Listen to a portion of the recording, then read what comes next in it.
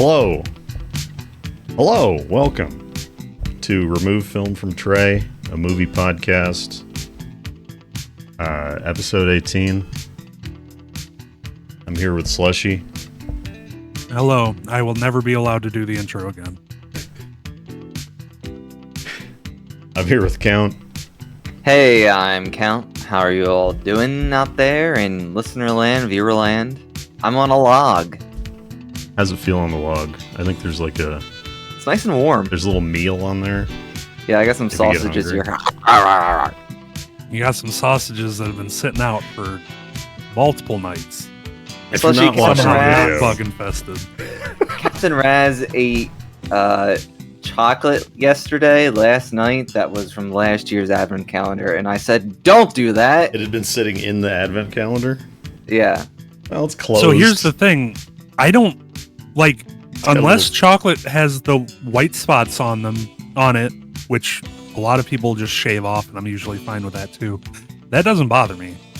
Like, You know white why it spots? bothers me? Because it's not sealed, even if it's closed. It's like in that crappy cardboard that has like all the air caps in it. right, but as long It's as not you great can chocolate to begin with. Yeah, so like it's not that big of a deal, and as long as you can visually inspect it, and it's not covered in white spots, which that's just like it's like mold on cheese. The white spots on chocolate. It's just something with. I've It never is- seen Also, white. Captain Rose, I'm not the chocolate police. I'm not narking on you. I'm just, it's come up naturally because I'm eating these raw sausages here. I've never seen white spots on chocolate. You never I've seen that? I've Maybe never it's had something that only chocolate, like, happens sit out when you that freeze it for a long time. Freeze it? That's ice. That's freezer burn. That's not like It's freezer mold. What? it's sugar crystallizing. Oh, well then you can eat it, right? I think What's wrong with like it? I don't know that there's anything wrong with it, but also I think that's like my aunt used to work for Morley's chocolate. My aunt and my grandmother used to work for Morley's Chocolate over in Michigan, which if you live in Michigan or maybe northern Ohio, you'll know what Morley's is probably. I'm not sure if they're around anymore. I've but never I'm from heard of them. Hershey's country. Hershey's is worldwide. Morley's is like real. It's like Saruji's. It's local chocolate makers that make good chocolate. Saruji's is in Wisconsin. Our friend Gunstar knows what Saruji's is. They make some of the best chocolate I've ever had in my entire life. Anyway, I think it is something that generally only happens with like, chocolate that's made well. So I guess you probably won't see white spots Sure. on Hershey's. It's just mold. And Well, it's not mold. It's it's sugar crystallizing. it's mold. But I don't know if it's okay to eat the white stuff, but I have been told multiple times that if you just shave it off, similar to mold on cheese, because cheese, the way it ages, Right. mold is part of it, and you cut the mold off because the mold can't eat, but you can eat the cheese that the mold made and the cows. So, This is a nutrition podcast now. But if sausages were sitting outside, yeah, but for then he over burned a them. day, It's fine. yeah, no, They're fine. that's just. Man, I feel like I was reading this Raz book has last night, right? I was reading built this up some sci-fi kind of book. crazy immunity. And that like they found an astronaut that had been dead for generations, and it was like he wasn't rotting because there were no bacteria that would eat humans on the planet. I thought that was kind of cool. That That is is pretty kind of cool. cool. Anyway, that's Proxima by can't see the book from here. Who cares? We got some top of the show business.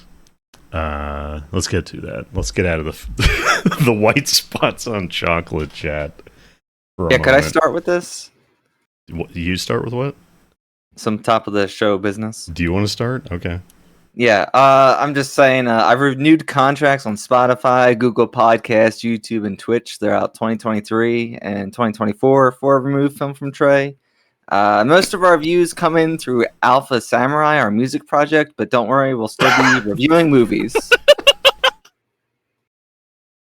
Yeah. How's the publishing end doing? The publishing end is great. We're swamped. Nice. We're currently operating at about 2% capacity on the podcast, but the actual top of the show business, we've missed some weeks here and there. We're all going through some shit. Yeah. But I just want to. We've chatted. I think we've agreed we're going to be looking at assume a bi-weekly format for the time being. And if it's if it happens weekly, as a bonus. Yeah, and if it happens, if we end up going 3 weeks or something without one because someone gets sick or something, that'll happen too. Okay, folks? Yeah, chill out. Calm the fuck down. Everybody's in our comments on Spotify and YouTube and okay. What the other two things that Count said. Where's the episode last week? What happened? Did Count die? Yes, but he's a vampire, so he's fine now. And we just do it when we want to. We may be doing shorter shows less often. So, right. I think we've agreed the candid format. Just sort of shooting around movies rather than a synopsis based discussion. I think we've agreed works better. If you have a comment, leave a comment on YouTube. But or Spotify, because you can apparently do that. I think we decided you can't, right? We can comment. I don't know. I thought we decided it's that. Confusing. What was I saying? No guarantees. Like if we have Sire Raptor on, of course, we will probably go 5 hours. 3 to 5 hours. That being said, okay. Second order of business. I have begun a Ko-Fi. Do you say it Ko-Fi or Ko-Fi? Do you know? I've always said coffee because it's like the original thing was you can pay $3 to buy this artist a coffee. Coffee. Not the way inflation's been. Yeah. I've started a Ko-Fi. If you would like to, if you've enjoyed the podcast, if it's brightened your work day, your commute, your 2.5 hour commute. Charles Band on the podcast is always talking about, we need to keep it an hour because they tell me there's this thing called drive time, and I don't know. I don't commute. But if you, you can, it is now possible to give us money, which I will have to split evenly, or I guess if anyone has a need, if anyone needs equipment, we could, shuffle it. But the address for that is ko-fi.com/xmortisrfft. No spaces or underscores. In the link will be in the YouTube description. It's a little weird. There's not a Ko-Fi alternative that like automatically splits between multiple people. It seems in the era of podcasts that would be like a maybe that's what we need to make. And we'll get rich off making that. We'll make like an app that does that. Yeah, could be. Can we call it x.com? No, we can't. That's taken. It's also really stupid. Is there a letter that splits into E, I guess? We could call it E-Wing. Yeah. E-Wing Assault. .gov. But anyway, I think that's it for that. Do you want to talk about the Puppet Master game? Sure. Puppet Master again. I feel we got a big update. I feel like our fates are inexorably linked to the Puppet Master game. Like we've come up together. We're growing together. We've been in the trenches together. Big Puppet Master update. The totems are in it. The evil Sutek creatures. Some new game modes. We played some last night. What did you guys think? I had a great time with it. I know the others didn't. I did. I love the concept of the update, and it was fun playing with friends. I could not imagine playing a game like that with randos. So it's good we had a group of friends together.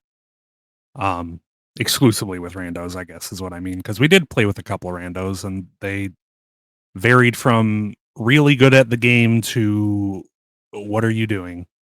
But I'd that's say more often life, than not, and that's video game. they were pretty good. Scoopy was pretty powerful. Scooby. Why were we saying Scoopy?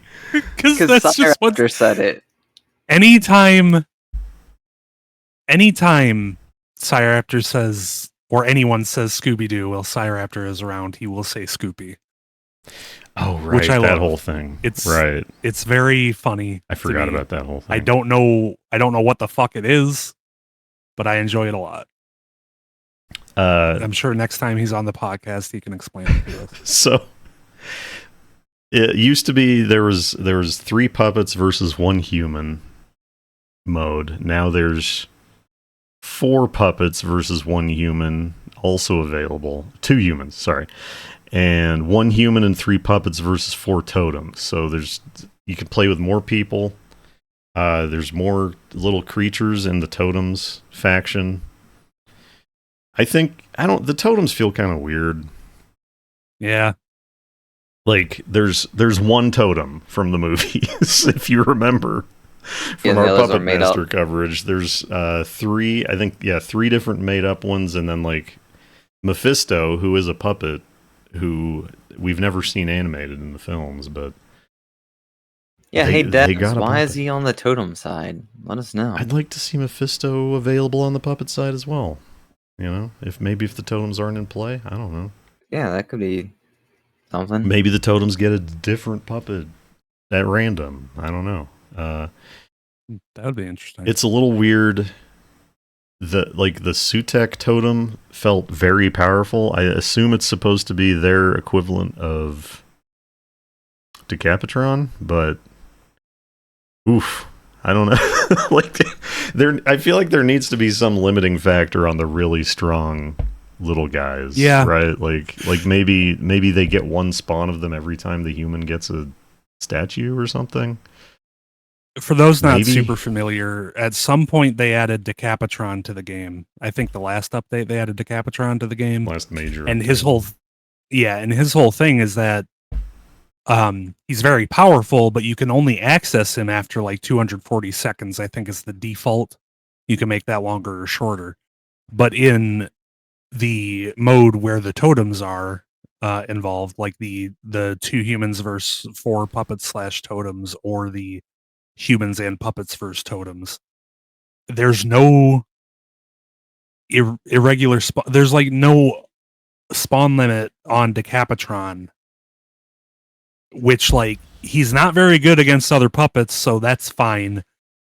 But then there's also no spawn limit on Sutek Totem, and we're just not sure if there was supposed to be or not, because he is very strong. I bet if Decapitron put on the like laser head, he'd be really good against other puppets. But I don't know. I mean, maybe, but you got to be able to hit those shots, which is easy on a human, because they can't move that fast and they're very large, but on the totems and the puppets are quite small. Probably more balancing to come, but yeah. Just good to see the game continuing to get updates. It's free on Steam. Yeah, the updates are free. On. It's not, you can pay for DLC, but just for skins. So if you want to keep playing the main game, it's free. Check it out. It's a small file size. Get some of your friends together and play some Puppet Master. It's a small file size. It would fit on 20 CDs, or just 2 about. DVDs. 1.5 DVDs. Yeah. I will say I generally had fun, but the last match did leave a sour taste in my mouth. The last match? Because we won. Because it seems like they've changed the elevator, at least in the new modes, so that was a bug. Everybody needs to, like, before you called the elevator, after 30 seconds or a minute or whatever, it arrives, and then you need to get in the elevator and activate the switch. And regardless of what's going on, if you're getting hit, if there are puppets in the elevator with you, whatever, If you are a human and you hit the switch inside the elevator, you win the game. They seem to have changed it so that everybody on the escaping team needs to be in the elevator, and people on the enemy team need to be not in the elevator. And Mortis, who claims incorrectly to be the best human player in Puppet Master, was the human, and I killed him. I got the execution animation. I am the best human and the second best puppet player. No. But even though he was dead, after the match ended, it said that the human escaped. Which, sure, escaped this mortal coil, maybe, but didn't escape the fucking Bodega Bay. I died in the elevator. Well, the body it is weird because I also was a puppet and I died in the elevator and I respawned, so I wasn't even in there. That it should have. I don't think the puppets. It was weird. I don't know. Who knows? More research. Well, the human wouldn't want to leave the puppets behind. They're. Have you seen any of the Puppet friends. Master movies? I mean, yes. I'm speaking ideologically. Like a true puppet master should not leave the puppets behind because they're the puppet master's wards. You know, there's supposed to be a companionship here. Check out Puppet Master, the game. It's like playing a Puppet Master movie. So let's get to the movies. You want to get to the movies? Yeah. Yeah. I'd love to. We watched some good movies. Here's what I'll say regarding Puppet Master before we move to the movies, but also related to the movies. Charles, where's Furnace Leech Woman? I want to watch it. Was it supposed to be this year? Well, he's okay. He's got some months. Anyway, that probably just means it'll premiere this year at some festival and then come out next year on TV. Furnace Leech Woman is not premiering at a festival. Some small thing, I don't know. Imagine the Furnace Leech Woman cover with that little like olive branch thing around it. Like, I'm more laughing because it'll probably be like 40 minutes long. Right. So. Be pretty short. You could set up a white sheet and a $20 Amazon projector in your backyard and call it a festival. Good. Right. I don't think there's any governing body deciding what is and isn't a festival, right? No. I mean, Charles Band will get all of his OnlyFans girls get all his OnlyFans girls together, right? Gather up in the backyard, watch Furnace Leech Woman, and then interview the OnlyFans girl that was in the movie on his podcast, and then he'll release it for $30 on fullmoonproductions.com. We watched The Whole Wide World. Yeah. Was this 1996-ish? 96 to 98. 96, 98? Okay. One of those? Thereabouts. This is not normally the type of movie I would enjoy watching. A sort of period tragic drama romance. But this is about my favorite author, Robert E. Howard. His romance and life and death. What do you think of this, Slushie? I have weird feelings about it because it's based on a book written by Renee Zellweger's character, who I've forgotten the name of. Yeah, his best gal. Right. Who cheated on him. She did? She started going with the other guy. She wasn't cheating on him. Did you not watch the movie? I watched the movie. Like, she wasn't satisfied with him and he wasn't satisfied with her, and then he was real upset, like whatever. But I don't know. It's weird how much it was centered on her emotions regarding his death. Cause like, who was she really? Why do we care about her? That was like the last incredibly shitty to him. Mm-hmm. The movie is based on a book that could somebody get her name? She wrote the book about her. Novelyn Price. Yes, Novelyn.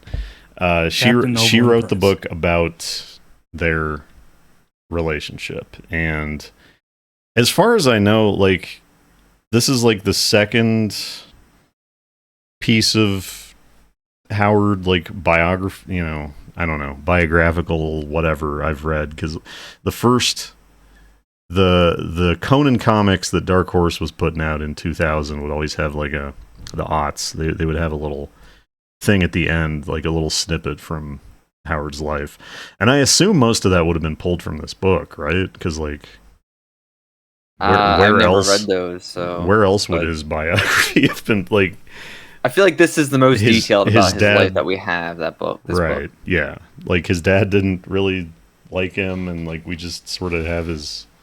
I didn't even know he had a dad prior to, like, I assumed his dad wasn't present, and he was barely present in the movie. But yeah, I don't know.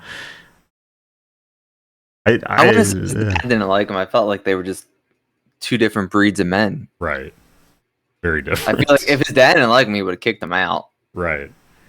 Especially during that era. Vincent D'Onofrio plays fantastic Howard.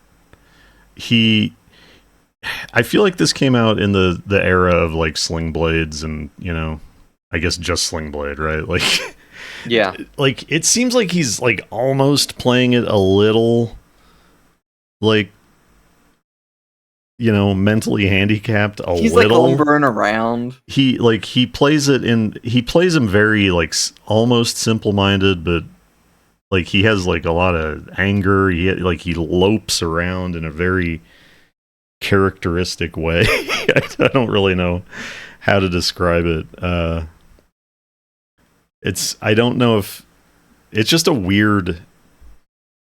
It's a very interesting performance. I don't know, and it's consistent. It's fun to watch, I guess, if you know what I'm saying.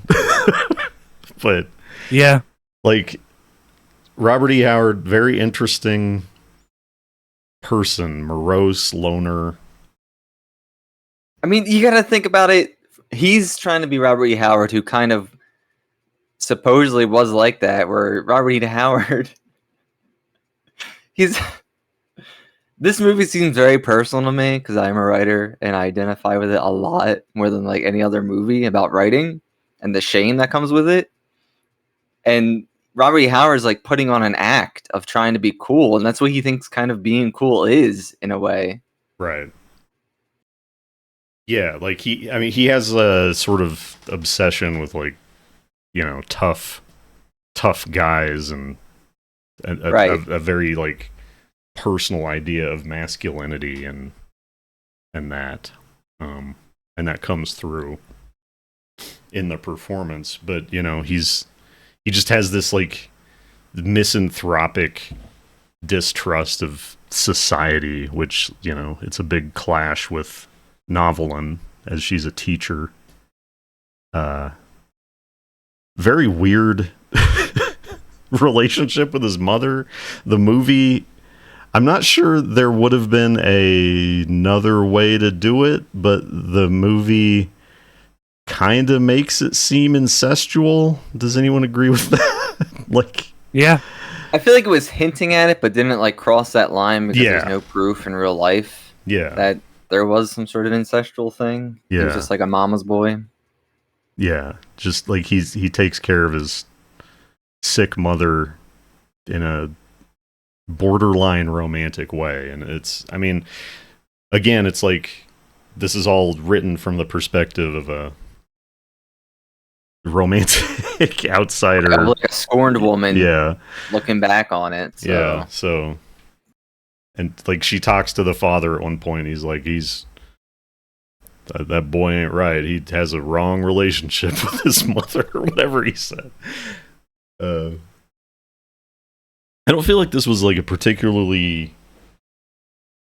well-made movie, like from the directorial standpoint. Like, yeah, there was like two things. You kept saying it was like a TV movie. It looked like a TV movie. There was that scene where they were like driving at night, and there was like a fully bright spotlight on the driver's seat of the car that did not move as they were driving the car, and it looked like a scene from a sitcom. And like, there was just some stuff in the script that was weird. Like, there was that scene where all the school teachers were getting horny for who was that guy? Like the mayor or something, like the head of the superintendent of the school. And like, that never came back, right? They never. No, but I think it was showing like what women liked at that time. Right. And compared to Robert E. Howard, who's like this fucking loser. Right. But like, because you got to remember, for the audience's sake, and I don't know if Slushie knew it, like, he was getting published, but he was not making a lot of money. Yeah. It was. I mean, that I kind of assumed. I mean, he said it's like one of his first lines is like a half a cent a word. Right. Like, he was barely. He only started making money when he fucking killed himself, basically. Right. And folks like Lynn Carter preserving his writings through the eras. I don't know. But what else do I have to say about this movie? I have something to say about the whole situation and the man and everything. Yeah. So it's just kind of like part of the past being the past, and people dying, is that if the person's not around, you can't know them. Right. Except through the memories of others. And everybody interprets the actions of a person in a different way. Now, it's a very complicated situation, and I don't know. Don't come at me. But the way they portray him in this film is that he really doesn't like getting dressed up. He doesn't like acting as part of civilized society, in big scare quotes. But the most well-known picture of Robert E. Howard, the one used on like the back of books and the inside of slipcovers and on the Wikipedia article, and anytime you Google him, it is this picture of him in a suit and a fedora.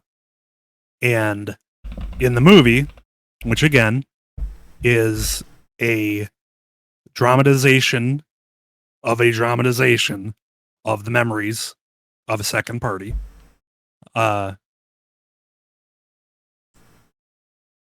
he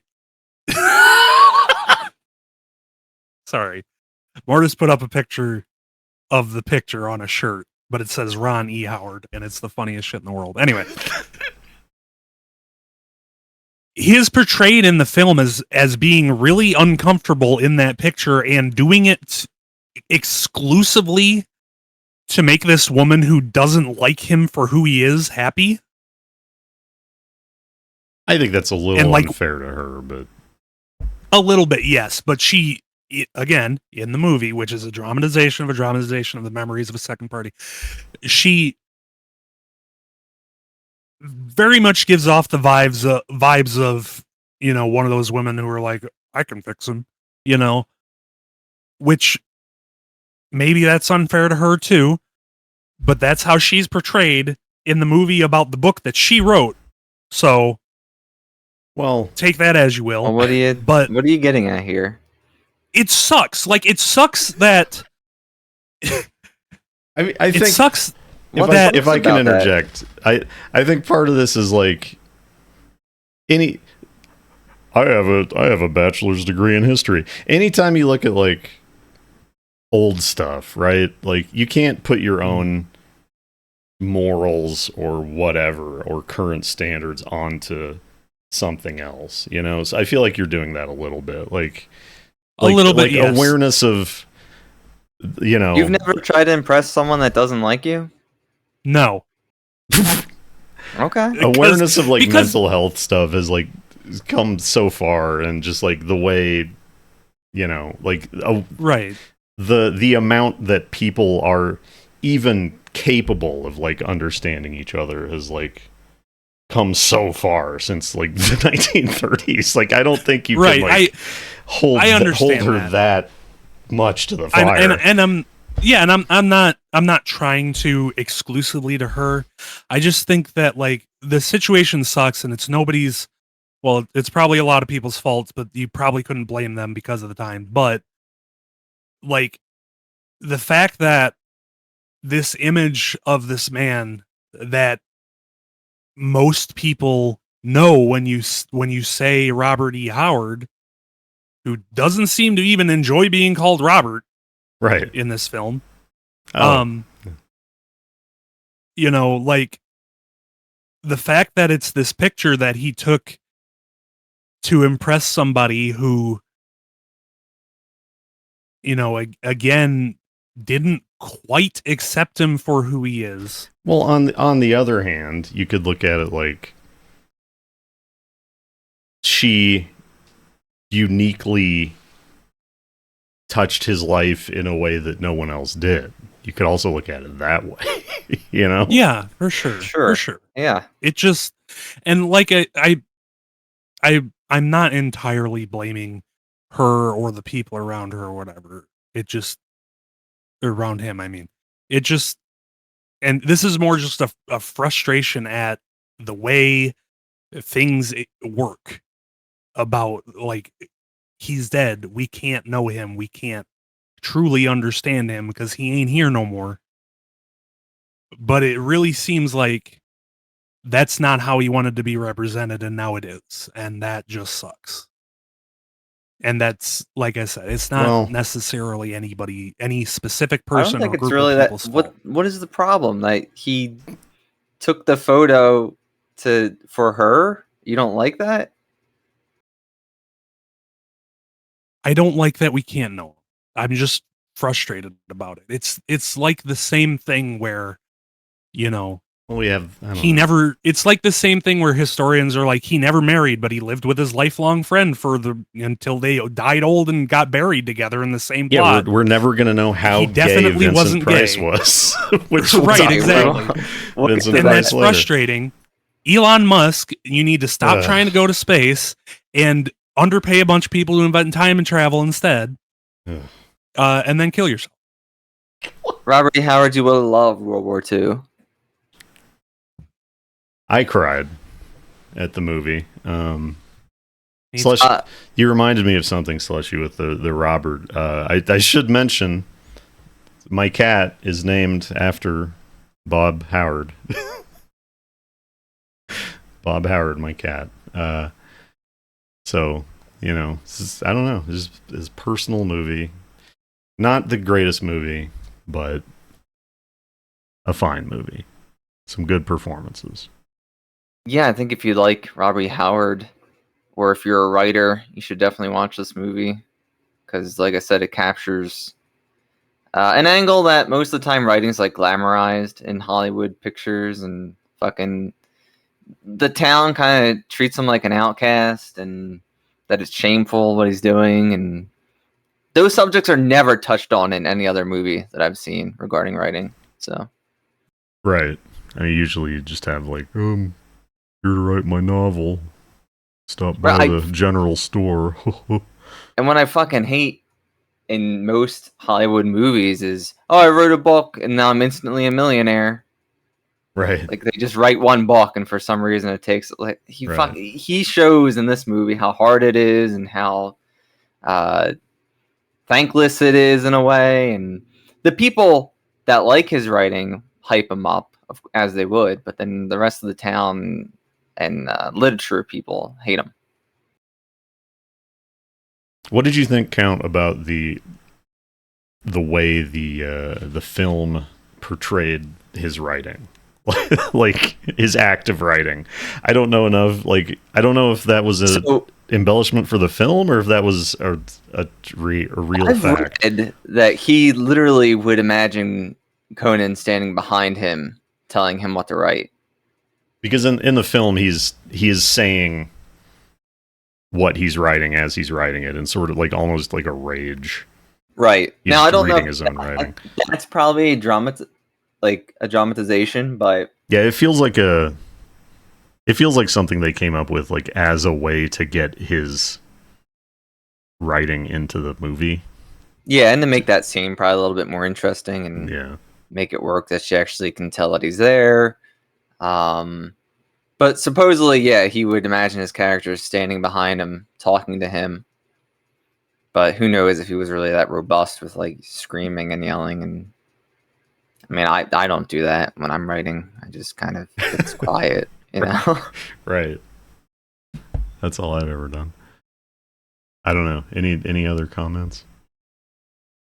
It's an independent movie. It's 2 hours long. Yeah, it was a little long. Yeah, it feels it, but it's kind of cute.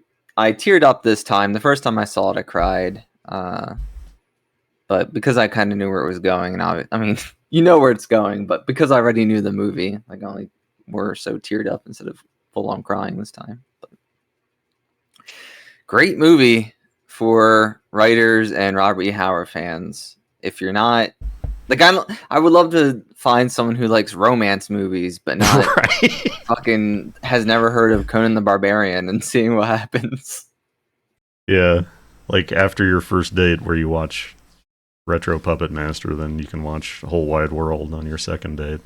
Yeah, and if you're a college kid looking for a cool movie to show your friends, probably not this one. yeah, the new. This is not the new podcast angle. So, sorry, but you know, I say check it out if you're within the target audience that I said. On the other hand, if someone showed me this instead of Fight Club, I would think they were cool. You think they're what? Cool. Oh. Cooler than the Fight Club dork ass dipshit. Sure. Well, we're not really selling Fight Club here.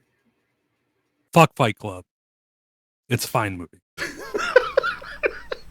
Where's this coming from? Nowhere. I don't know. I'm being a shit. So, since I mentioned Vincent Price, I guess let's just jump. Let's jump around a little bit. Sure. We watched House on Haunted Hill. I had forgotten this was a William Castle movie. Famous Shockmaster. Yeah. What'd you think, Count? I've seen this multiple times. This is, however, the clearest print I think I've ever seen. Usually it's like a shitty... Right. Because this is public domain, right? It is public domain, and usually there's like really shitty rips of it. And on Tubi, there's 3 different copies of this on Tubi, and one of them is clear, and the other 2 are not. So look for the clear one. Weird. If you're looking this up. Was this the one that said House on Hanuted Hill? Was that on Tubi? Hanuted. Yeah, Hanuted. That's the one you want. Yeah. If you start it and you see that, don't turn it off. You're on the right one.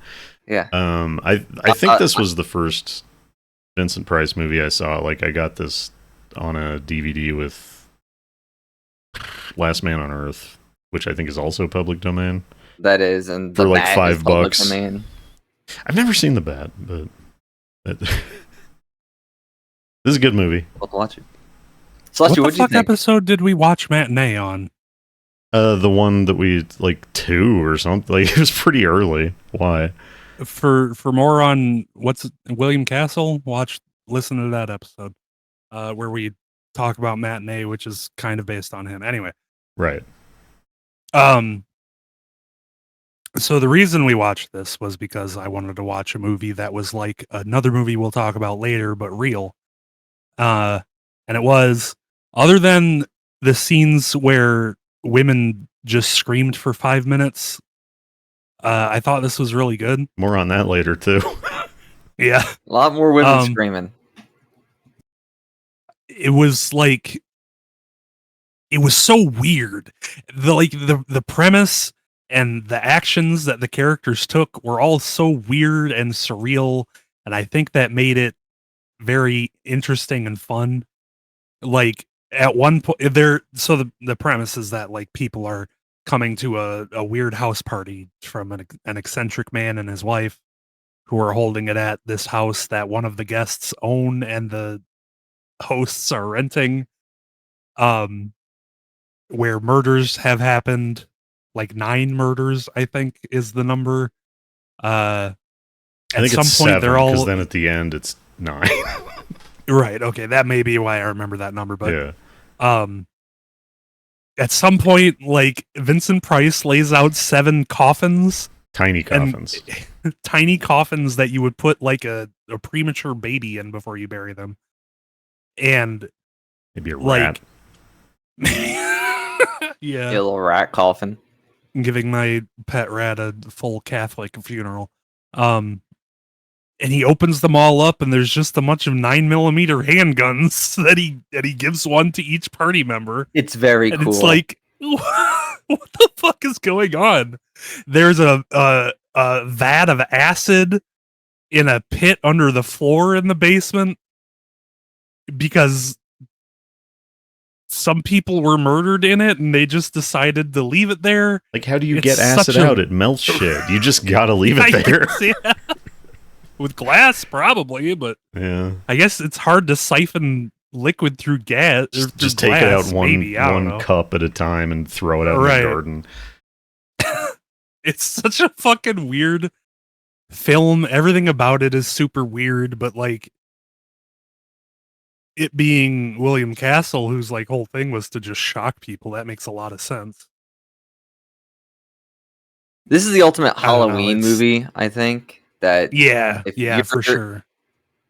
You know, if you're a college-age kid and you've never seen it, show this to your friends for sure. If you're over the college-age target audience, watch it if you've never seen it, and put it on instead of Hocus Pocus, for the love of God, because it's safe. It's not like super scary or edgy or nothing, but it's very entertaining. Watch something else. It won't kill you.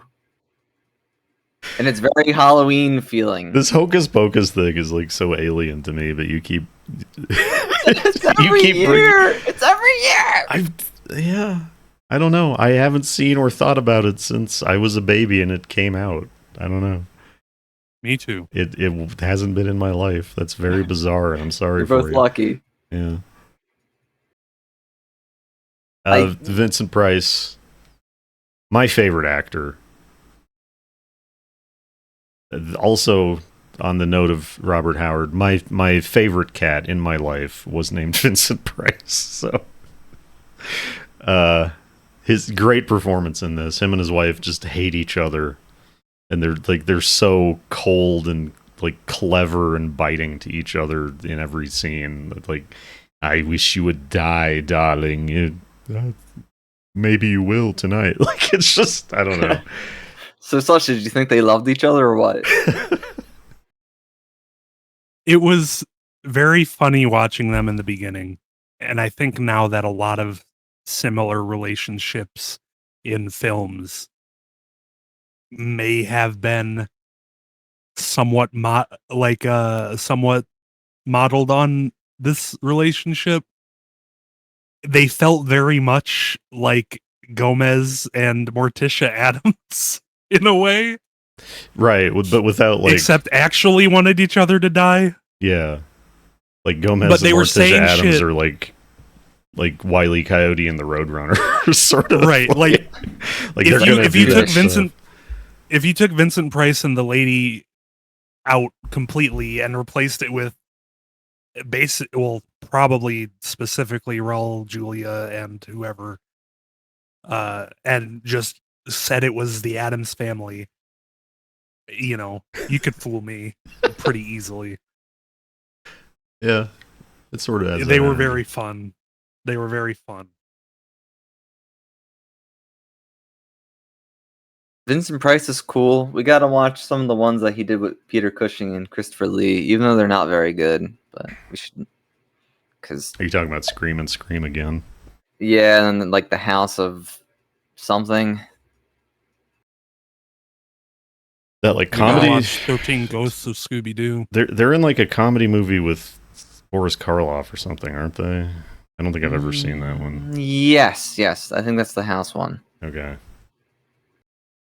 And I think also yes, they 13 Ghosts of Scooby Doo. Thank you, I think Slushie. Vincent Price and Peter Cushing have done things together, and then also with Christopher Lee. But those are like the ones that all of them are in. Yeah. Like all three. Oh, of I them. bet they've done things together. Maybe Christopher Lee, but Peter Cushing's like famously a wife guy. That was probably the only woman he was ever with. Interesting. Yeah, Vincent Price, we will never know how gay you were. Yeah. I like to think of Elon it Musk as built a a time machine Viking. so we can go back in time and figure out how gay Vincent Price was and then kill yourself. Like a seance in Vincent Price's house. Thank you, Sorry to Gex. cut Maybe we should have a seance. Just ask Vincent Price how gay he was. I like that idea. I don't We know. could try it. Anything else about this film? It's free. You can find it anywhere. Public This movie. domain. You'd trip over it. Did you like the skeleton at the end, Slushie? Yeah, that was really good. So, I meant to ask when we were watching this, was there like a gimmick for this in the theater? Do you know, Count? Like, I know one of William Castle's movies, he like literally like had a skeleton on pulleys over the audience. Like, was that this or?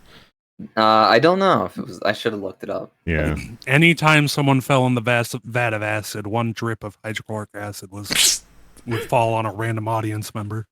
Oh, watching it this time, and you know, I've picked on it before, but it was like the clearest print. What's up with the monster arm? And you don't ever see more of the monster. That's a good It's just point. like- Yeah. It's just the arm for like 5 seconds. Yeah. Huh. The monster arm appears on screen, and then Maybe. an underpaid 15-year-old runs out in a monster costume and runs through the aisle screaming, and everyone's screaming, and then he leaves. That could be it. Oh yeah, maybe. But Maybe. there's a monster arm, and there's no monster, and it doesn't come back. And Maybe the house really is haunted by a beast. maybe, I think in the remake of this in the 90s with Jeffrey Combs, it's actually haunted. Oh, I haven't Jeffrey seen Combs that is in in about- that? Yeah, I don't think I've seen like 25 years though. Yeah, I've Is never. that the movie where the one girl runs, like, flicks the string instrument and the string breaks and lashes her in the eye? I don't know. I've seen it once, and like I said, years and years ago. Whenever it came to video. I saw that scene when my parents were watching it when it was new. And all I remember is like that happens, and then one guy freaks out and like grabs a shot glass off of the nearby bar and holds it over her eye, and he's like, "She's gonna go blind if the blood gets in her eye," or something like that. It's very weird. I don't know. I think I remember where I saw it I bet it's and really like bad. the party that I was at, even as like a child, but I don't remember like much of the movie. they got like a pretty good Vincent Price look-alike for the film. I wonder if he acts like Vincent Price as well. Like he looks a little bit like the MC at the local wrestling show who does like a sleazy lounge guy. Like he kind of looks more like that than Vincent Price. It's Jeffrey Rush doing it. But, yeah. Maybe we'll Is watch he it in anything sometime. else? Yeah, he's Barbossa in the Pirates of the Caribbean movies. Oh. Oh. Have you seen those, Mortis? I have, but he's like an old dude in that. So Yeah, he's pretty old. he's got all hair and like pirate stuff. So maybe hard we'll to meet a recognize. Jeffrey Rush sound-alike if we ever do the Pirates of the Caribbean Sea of Thieves stuff. I don't Maybe. know. I've only done 2 missions of it. Can you still do it? Yes. Okay. It is the castaway that's on the beach is okay. how you start it. Okay. So the movie that is sort of a parody of House on Haunted Hill that we watched this first, so Slushie didn't really get it. But Dark and Stormy Night by Larry Blamire from 2011, I think, ish. Sounds right. I discovered this movie, like I had heard of Lost Skeleton of Cadavra. I had seen it at Blockbuster, and I'd never rented it, but I discovered this movie because I was looking on the internet, the thing in Scooby-Doo where they go by a painting and the eyes in the painting, someone's behind it and the eyes follow the person. I looked that up and I found a TV tropes page. So this is my one thing I give TV tropes a pass on. I found that happens in this movie, and that's how I found it. So I'm glad you did. Shout out to TV Tropes for introducing Mortis to this movie, who introduced it to us. You get one pass. If you want to be a cool college kid, show this to your friends. This is true. Yes. Especially show them back to back. If you do a double feature for two of these movies, there you go. Instead of Hocus Pocus and Hocus Pocus 2.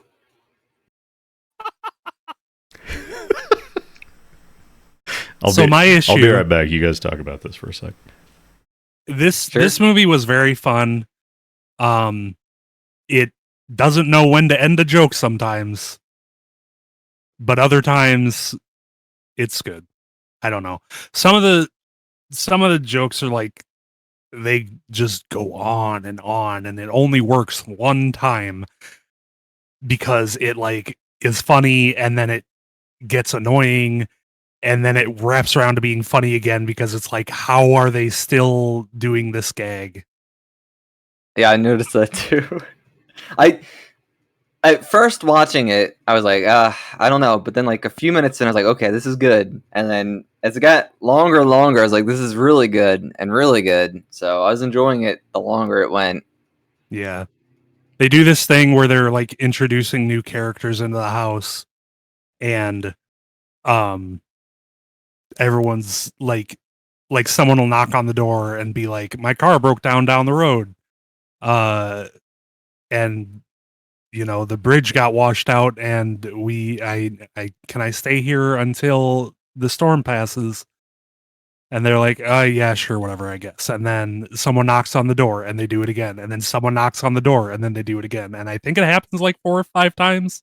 Yeah, it happens a lot until our entire cast is in the room, in the house. Yeah. The plot of this movie is a bunch of strangers are gathered together in a mansion. There's also a reading of a will going on, and they all want the will, or they all want to be the sole inheritor, essentially. Yes. Yeah. That is the plot. Just explaining in brief, yeah. I don't know. It's very silly. Every character is a stereotype of that type of character in a film like this. This movie kind of feels to me every actor kind of wrote their own stuff, because every character does a different style of comedy, basically. Yeah. Every character or every duo of characters. There's the 2 reporters who are kind of one character. There's the cabbie who's kind of his own thing, and then everyone has their own style of joke that they sort of keep doing throughout the movie. It's kind of weird. And the best character is the director of the film, who also plays a guy who speaks in pretty deadpan monotone and keeps popping up at weird times, and it catches you off guard every time, and it's really fucking funny. Yeah, his introduction when he comes in the door, he's like, "Gee, hello. I'm here because my car broke down, and not because I want to hear the reading of the will." Oops. Yeah. It just he just kind of has that. One of the cadence. best things, if you don't want to be spoiled for a pretty funny joke, mute for 30 seconds. But like, people start dying off, and the two reporters find this guy slumped over in a chair with a knife in his, like, clutching a knife to his chest, and they're like slowly approaching him. Like, is he dead? Did he die? And then he just picks up and says, like, "Oh, gee, can you make out the letters on this?" I'm trying to make out the letters on this knife, and they're just so small. It's really good. They're all great characters, doing their own thing. James Cameron's in this, from Return of the Living Dead, Poltergeist. Yeah, that's an interesting connection I had never realized. He's Frank in Return of the Living Dead? Is that Yes, the main yes. the like kind of the main guy besides the main guy? The main old guy? He's the main old guy. Yeah. He looks pretty different in this. I wouldn't have recognized him at all. And he also does the voice of Dr. Venture. You said? No. I said the voice of Dr. Venture would have fit perfectly in this movie. Is what I was you're talking about something else. Like, okay. He's done bit roles like this. Yeah. He should have been in this. Is Frank the one that's like, that always works in the movies? You telling me the movies lie in Return of the Living Dead, or is that the other guy? Well, Freddy is Tom Matthews, who was a young guy who says the movies lied. Frank was old in Return of the Living Dead and even older in this movie. The old guy who wheels himself into the incinerator. Right? That guy. Okay. Yeah, that guy. And he's always like, ah! He has that great scream. Right, yeah. I recognized him in this as, like, briefly, but then, like, once I heard him talking, his voice is the same. And it's like, holy shit, it's James Cameron. Did he play the old dude with the girl who was always screaming and fainting? Yes. Okay. Yeah. Uncle whatever. Yeah, the uncle. Okay. Sitting on the couch for most of his screen time. On the he lived to like be 94, so he was probably like, this is 2009, so he's like 84 years old in this, Yeah. It's understandable. On the note of the style of the humor in the movie, I feel like the one character who kind of falls flat in this is the, like, fortune teller lady. Like, her style of humor is just kind of like, oh, you look like a monkey with a light bulb on his head. Like, it's just this real, like, random kind of just like nonsense. Luckily, she's not in the movie much. Yeah, it doesn't really hit for me. She's not really in the movie that much. Like, that's. I feel like. Did you guys talk about Lost Skeleton at all? How you hate it, Count?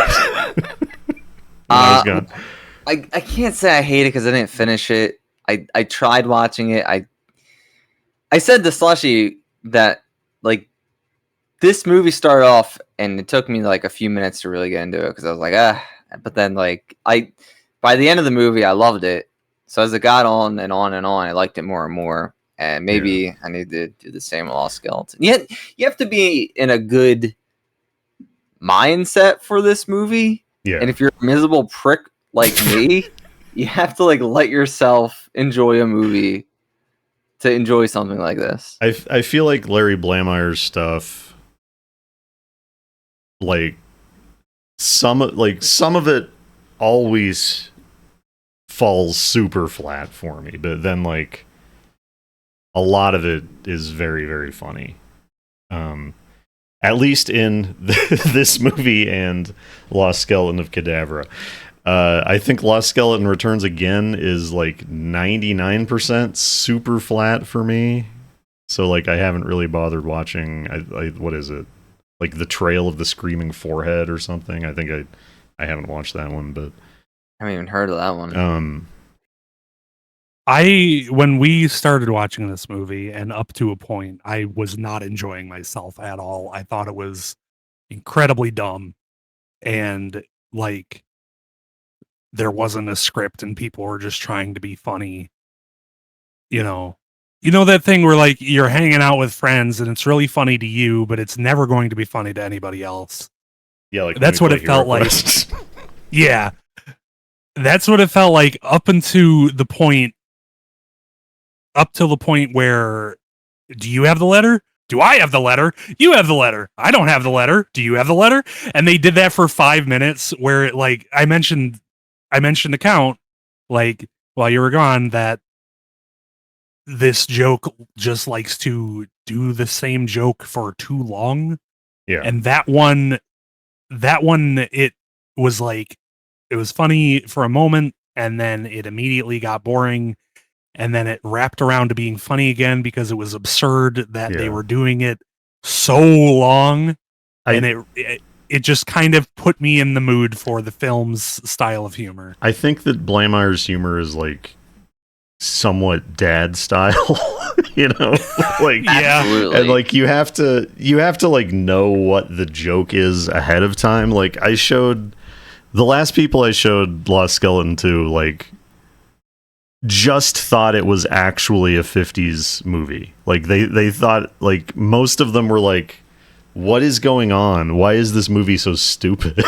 Like, not like it's not, these aren't like comedy movies, it's not like The Hangover where there's like jokes. It's playing on it's like very much a parody. in a way. Yeah, it's just like a very particular kind of humor that like it will either hit or not, I think. And then like probably not all of it will hit. It's very interesting. I don't know.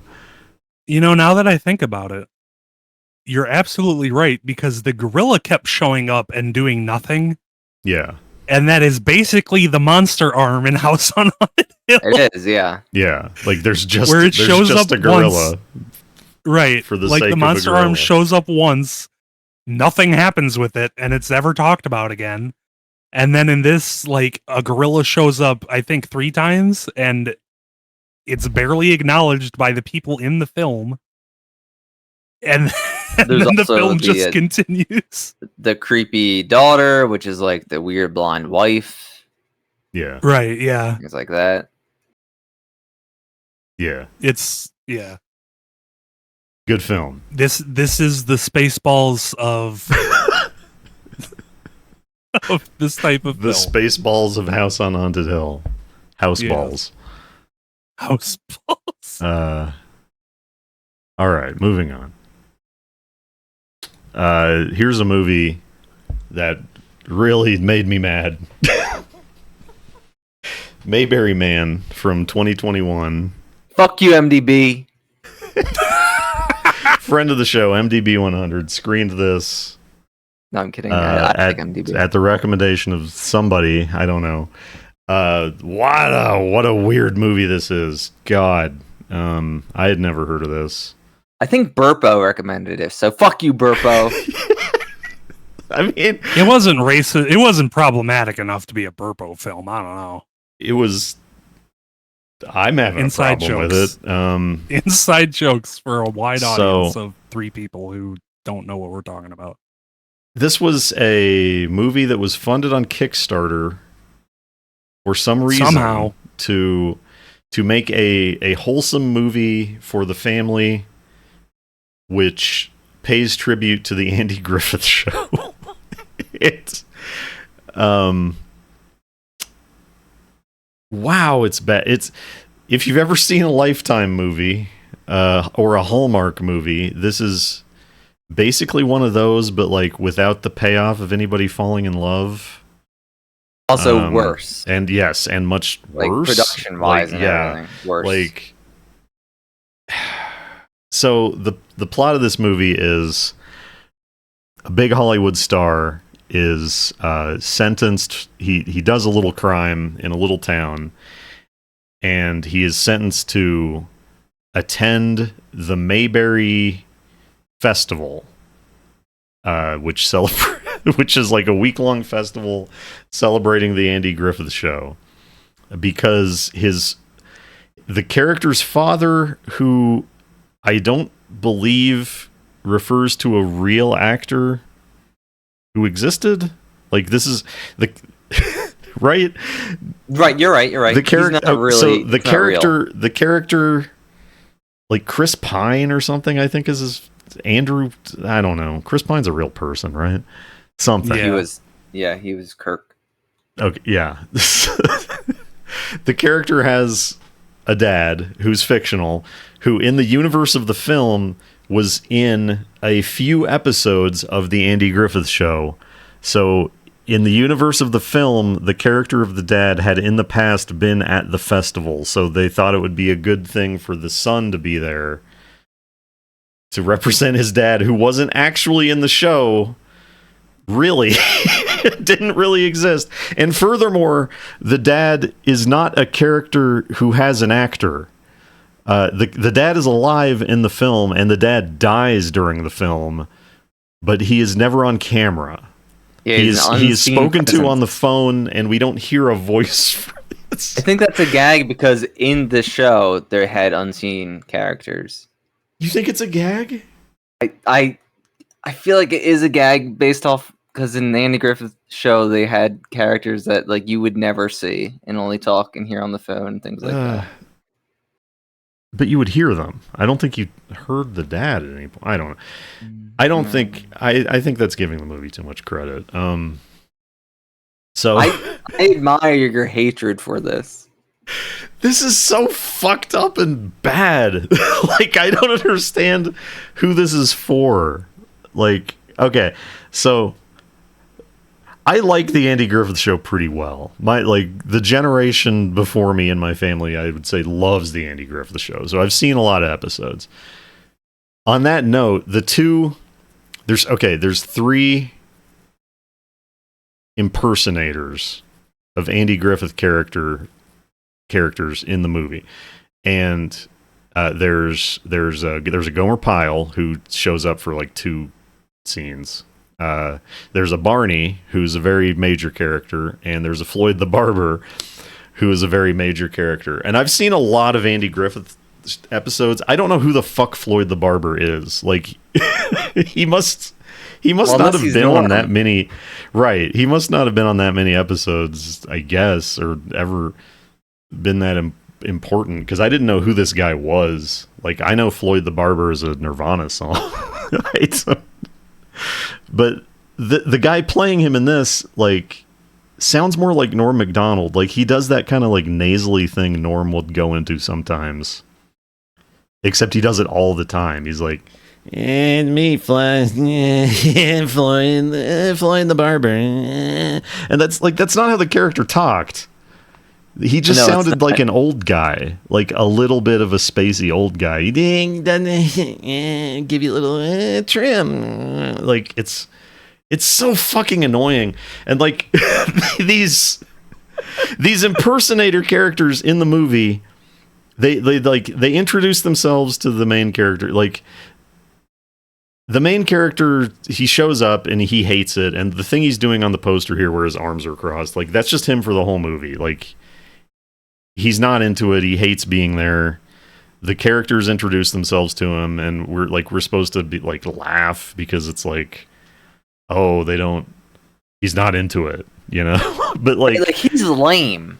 He's super lame. So he's a horrible character. For him, he's just, his arc sucks. He gets upset when people don't recognize him. He just sucks. Yeah, like oh god. I was describing this plot to Slushie like after the fact because Slushie missed it. I was getting mad, and I'm getting mad again. Like this, this movie is so fucking bad. Like, so all of the impersonator characters like stay in character for the whole movie. Like, they introduce themselves to the main character, and they're like, I'm Barney, but my name's really Steve, but call me Barney. Like, they never leave character. It's really bizarre. Like the way they leave the festival at points they leave the festival entirely and they're still acting and doing the same voices and they're still in character. And at the end of the film, Floyd and Barney visit the character in LA and they're still doing the character. But it's so bizarre and frustrating. and like, okay, so the arc of the main guy is that he gets fed up and he drives off. He's like, fuck it, I'm leaving. And he almost hits a turtle and he ends up at the Mayberry Trading Post, which is this old abandoned little shop. And there's like an old guy behind the counter and he's like, sometimes the thing you're looking for is the thing that's right in front of you or some shit. And like, for some reason, for no discernible fucking reason at all, the guy does a 180 and he's like, oh, I'm into Mayberry, actually. Mayberry's good and it's about something that America has lost or something. Like, but like, he's still not that into it. It's so, Well, the good news is there's going to be a Mayberry Man TV series or web series, 5 episodes. They're airing now at local festivals. We're going to have to find out in the sequel series. It's like, it's so bad. And he has this like real half-assed attempt at romance with the lady who runs the festival, who's barely in the movie. And like, they go on a date at the local Applebee's, that is in the movie like 7 times because like the movie paid for. The movie has like 3 locations. The Applebee's like paid for half the movie on Kickstarter or something. And like, they go on this date and he's like, hey, how come you're not married? I don't know. Never found the right person. How about you? Yeah, me too. Oh, hey, I'm getting a phone call. I gotta go do the festival. Oh, cool. Okay. And like, that's the whole date. And like, that's their whole relationship. Like, nothing comes of it. Shit, Mortis. Here's what would be good. So one of the weird things about this movie, there's no Andy Griffith in it. Like, there's no Andy Griffith impersonator. There's no, they almost, I think they must say it once, right? But like, they never, they have to have said Andy Griffith once in the movie, right? I wonder if there was like a rights thing or something, but like, I think a normal movie like this would have had the main character like grow into Andy's role or something, and then like Barney could have been like, Ange, you're not Ange. You're acting so much like Andy Griffith. I called you Ange. Right. And then like some character growth in that direction, but like nothing happens. It's so bad. This movie sucks shit. On every level. Calm and collected, right? That's what I remember from the show. He's wholesome and he's laid back and he's always right and he always has like a little piece of wisdom. It's not like a piece of shit like this guy was. So for him to become laid back would be an actual arc and good. Yeah. And you're right. That a much smarter, better meta commentary would have him grow into Andy's character. But Andy's not even acknowledged as existing. Yeah. It's just horrible. I have a couple of notes because, like Mortis said, I didn't see it. You have notes on this? Well, on the discussion that's being had. Oh, okay. Like Mortis said, this was kickstarted. $151,181 split between 800 people. There were a couple of reward tiers that sold out, like having product placement and being an extra. 2 backers backed at $10,000, which I believe is probably the not Applebee's or whatever, and Supercuts, which Mortis mentioned to me privately. Great clips. Like showed up. Great clips. Yeah, sorry. Appeared in the film multiple times. There was also a backer level called the Loaded Goat Burger level. $200. 3 people backed it. That was all the slots left. where you could have a burger named after you for 2 weeks at the Loaded Goat Sports Pub and Grill, which is weird. Weird that 3 people paid $200 for that. I guess they're probably locals to Mount Airy. This was written and directed by Stark Howell. A lot of howls in the Kickstarter credits, by the way. Yes. Real family thing. But this was written and directed by Stark Howell, who in 2018 in real life attended an Andy Griffith festival representing his father, Hoke Howell, who did appear in 2 episodes of the Andy Griffith show as Dud Wash.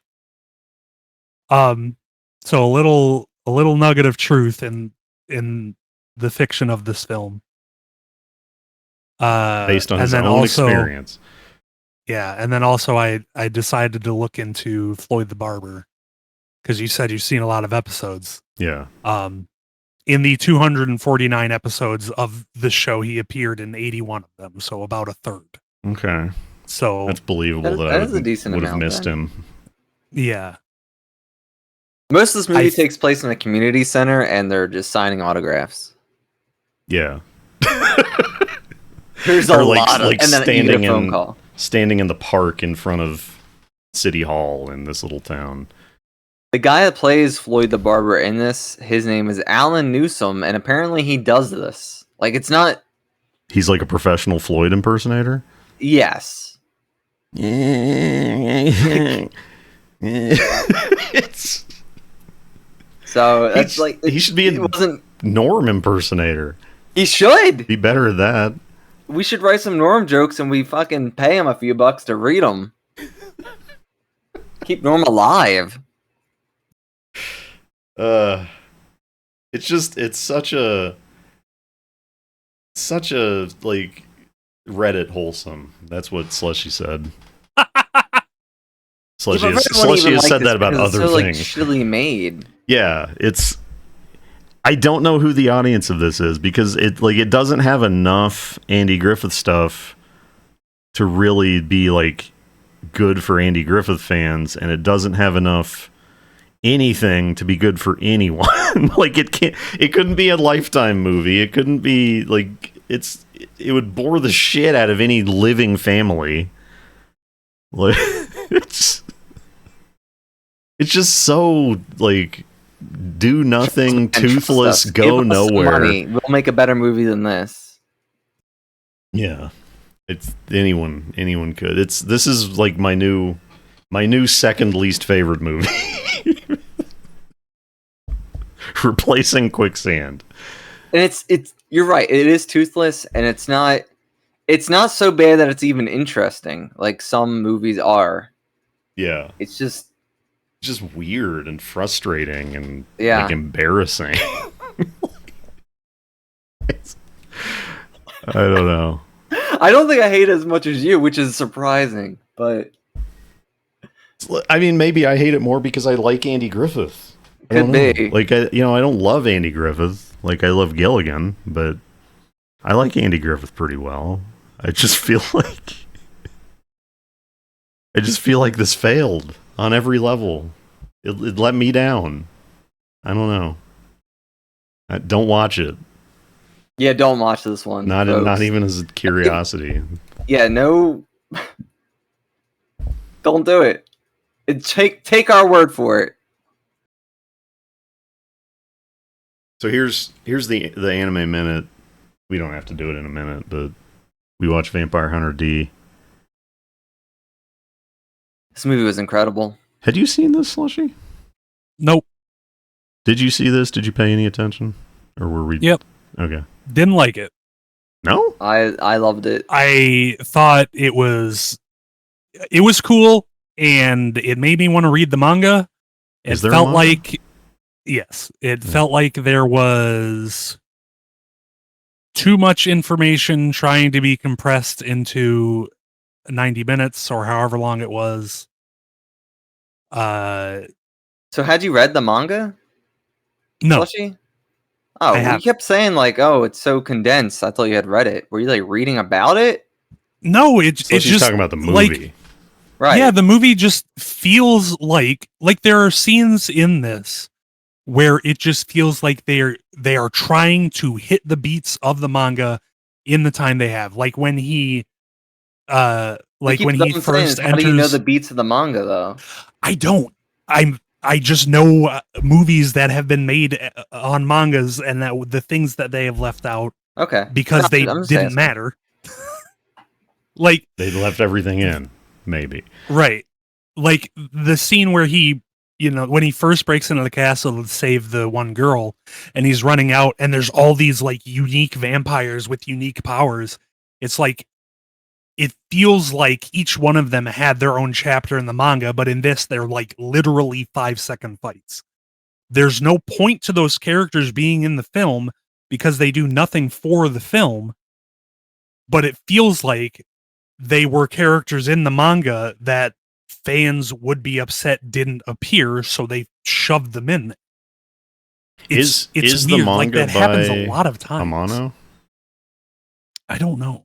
Because like the famous illustrator of Vampire Hunter D is I think Yoshitaka Amano, who The illustrator The is Final Amano Fantasy and the author is artist, the illustrator is Yoshitaka Amano and the author is Hideyuki. famous artist who draws everybody like really like wispy and they all look exactly the same. So most of the time I watch something and I do know the source material if I'm Mhm. going to be like trying to get into it. So not knowing the source material, I love this movie. So maybe it is making me empathize with people who go and see the latest shitty comic movie and they love it. And I'm like, what do you, what the fuck's wrong with you? So you're shedding some light on me in that sense, Slushie, and I appreciate it because I love this. So I guess it wasn't a manga, it's actually a 282-page novel that got makes more adapted into sense. this film. Okay. So yeah, it just feels like they are trying to fit everything from the book into the movie, where Like- a lot of movies change things so that the movie feels better or like flows better. Yeah. Just to synopsize it a little bit, it's like you've thrown into basically like a post-apocalyptic world, but not really. Like technology exists, but it's also sort of medieval. There's mutants. It's like 10,000 years in the There's future. vampires. There's werewolves. The main character, I guess, who isn't D, is a werewolf hunter. Who's like also sort of like a small farmer. I don't know, but like it's just like a very, the kind of society you would expect to see like in gothic horror, but also there's some technology and there's mutants with powers like X-Men, and then there's vampires, and it's like a really interesting, it's like a cool world, and I don't know, it's just I'm There's middle 53 of the road books. on this thing. 53 books? Yeah, Really? apparently. Yeah, there's a lot of books. Jeez. And this is only based on the first one? Yes. Yeah. Wow. There's a Count Magnus Lee who's kind of like a vampire, or like a grandpa style vampire. He's like a grandpa-esque Dracula guy. Now, so there's one other Vampire Hunter D OVA, and I don't suppose. Careful if you don't want spoilers. Am I imagining that at some point they reveal that D is Dracula, like the historical Dracula? You are thinking of... Because that happens. It happens in Hellsing. Yeah, I think you're thinking of Hellsing. But I feel like it also happens in this, right? Like maybe that's the sequel anime. I think he's just the son of Dracula or something, maybe? Well, in this movie, the like main vampire because he's guy is D. like, you're Dracula's son, aren't you, or whatever. But Okay, I don't know. I guess they leave in the it movie, ambiguous. it's definitely not explicit. I'm yeah. maybe just thinking of Hellsing. I don't know.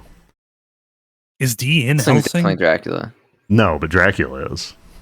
Oh, well, yeah. So, little spoiler for that. He has it's called 30-30. Helsing. He has what? He has 30-30. Vampire Hunter D does. Robot What is horse. It's horse. 30-30 is the robot horse from Brave Star cartoon. The worst toy ever made by human hands. And it's kind of a shitty show. Well, Brave Star's cool. I don't know. But the horse... Have we watched any Brave Star, Mortis? Maybe one episode, yeah. I've shown one episode when I've been showing cartoons. I don't know if you were there or not. Planet Texas. I don't remember it. But I don't. Yeah. What is this? 89-ish. I'm guessing. 85. Yes, and the 85, English dub geez. is from the 90s. Play Vampire Hunter D on the PlayStation. It's a great game. It's very hard though. I've been trying to play it, and if you're a dum-dum like me, still give it a try. It's really fun. If you're into games that have tank controls and stationary cameras, it is fan-fucking-tastic. One of the best ones. You should watch this movie. It's on the Internet Archive, is where I got it, and it's pulpy.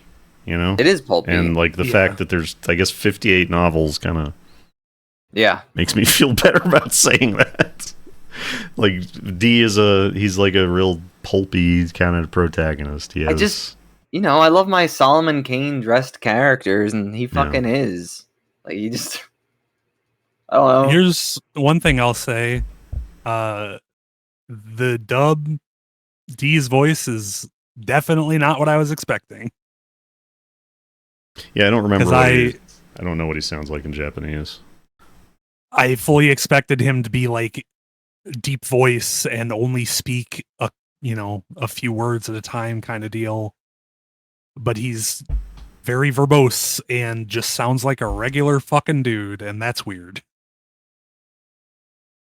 I think it's a solid classic of anime. I don't know. Check it out if you haven't. College kids, show it to your friends. They'll love it. Yeah. You're sitting there, you're watching all 5,000 episodes of One Piece. Right. Take time to watch something that is different. They're not watching all. They have it on 3x speed while they're a lot of penny shots. You'll love it. Almost constant panty shots, yeah. So Count. That's 80s OVAs, baby. You showed Wrong Turn. Yeah, I thought this sucked. You did? Yeah, I don't know. Like, thinking about it, like sitting on it more. This is also though pulpy. And while we were watching it, I was saying it seems like a book Mortis and I would read. We'd pick up at like the dollar store or like a thrift shop. Right. It feels very. It does everything you want it to, but it had no surprises for me, which is why I think it's kind of shitty. But it's not. It's not awful or nothing. Did you show this after House on Haunted Hill? When did you show this? This was after Vampire Hunter D, right? That same night. Oh, okay. Yeah. I think. I think you started Vampire playing Hunter D. Skyrim or something, and I was up with intestinal distress, so I watched Wrong Turn. I didn't watch any of it. I'm not that into horror. This is a horror film where some people make a wrong turn in the forest into inbred super cannibal territory. There's like, what, 3 or 4? I think there's 3 or 4. They were the most interesting characters, the cannibals. There's 3 or 4 like super capable, super strong cannibals who I don't think ever speak. They just kind of go. Yeah, they kind of grunt to each other. That's about it. Is this like a Texas Chainsaw Massacre, The Hills Have Eyes type situation? Yeah, it is. Yes, it is. It's meant to be a throwback to that type of movie. The main characters are all real uninteresting, real unlikable. When did it come out? Early aughts. Yeah, 2003. The big era of DVDs. I remember seeing this DVD on the shelf like all the time. 2003. Me too. Never really. You sure it's meant to be You sure it's meant to be a throwback to those types of movies and not like trying to capitalize on the remakes of those movies that were coming out in the 2000s? Yeah, this was 2003 though, so it was like before that. Oh, okay.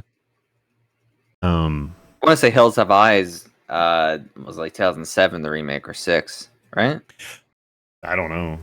I don't really. It seems remember. like the 2000s was like a real big renaissance for 2006. horror films, This is and 2003. Yeah, like every House one on of them Haunted Hill. sucks ass. Was it? Every one of them sucks ass. Yeah. The home, the DVD home video reboom of the late 90s and 2000s. Yeah. Big for horror, big for lousy horror. But there's like 7 of these now. I think you said, Count. Yeah, they just keep making them.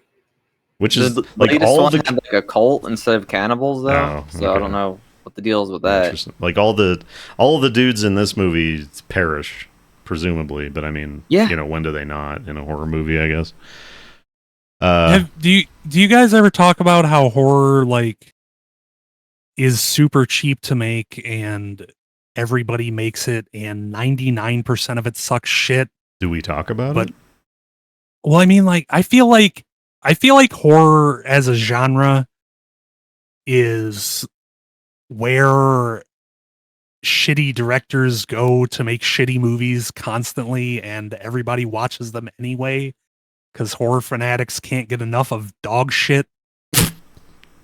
Maybe. Sure. What's your point? Yeah. I don't know. Horror makes me mad.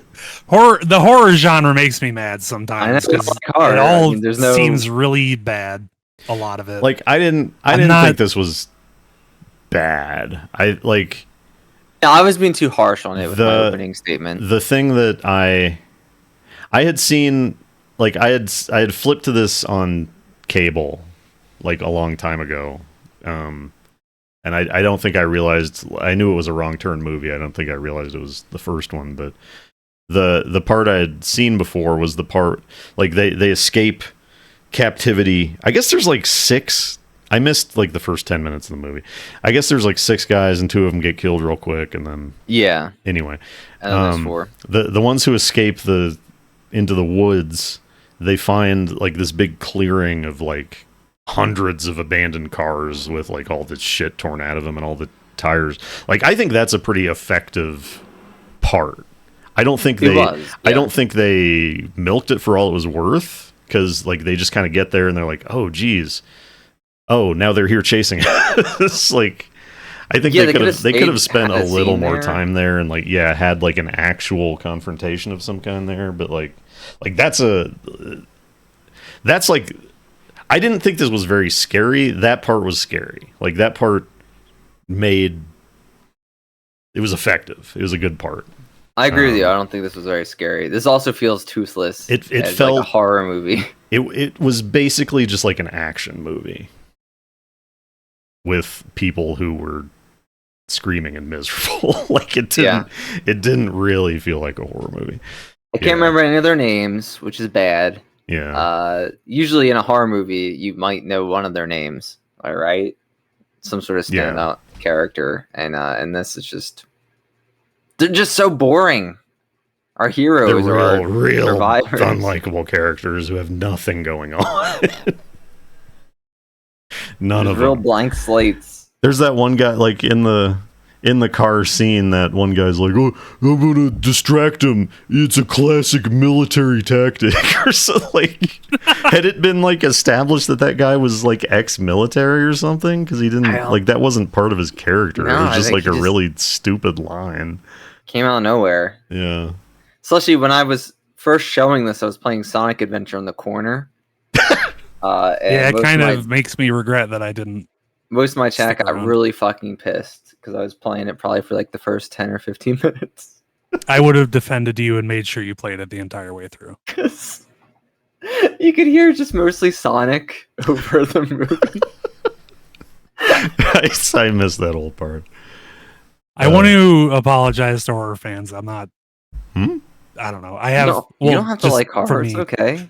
No, like I I want to explain myself a little bit. I have a lot of resentment for the horror genre because of video games, because there's a ton of very talented indie creators who just make horror games and only horror games, and like, please make things in other genres.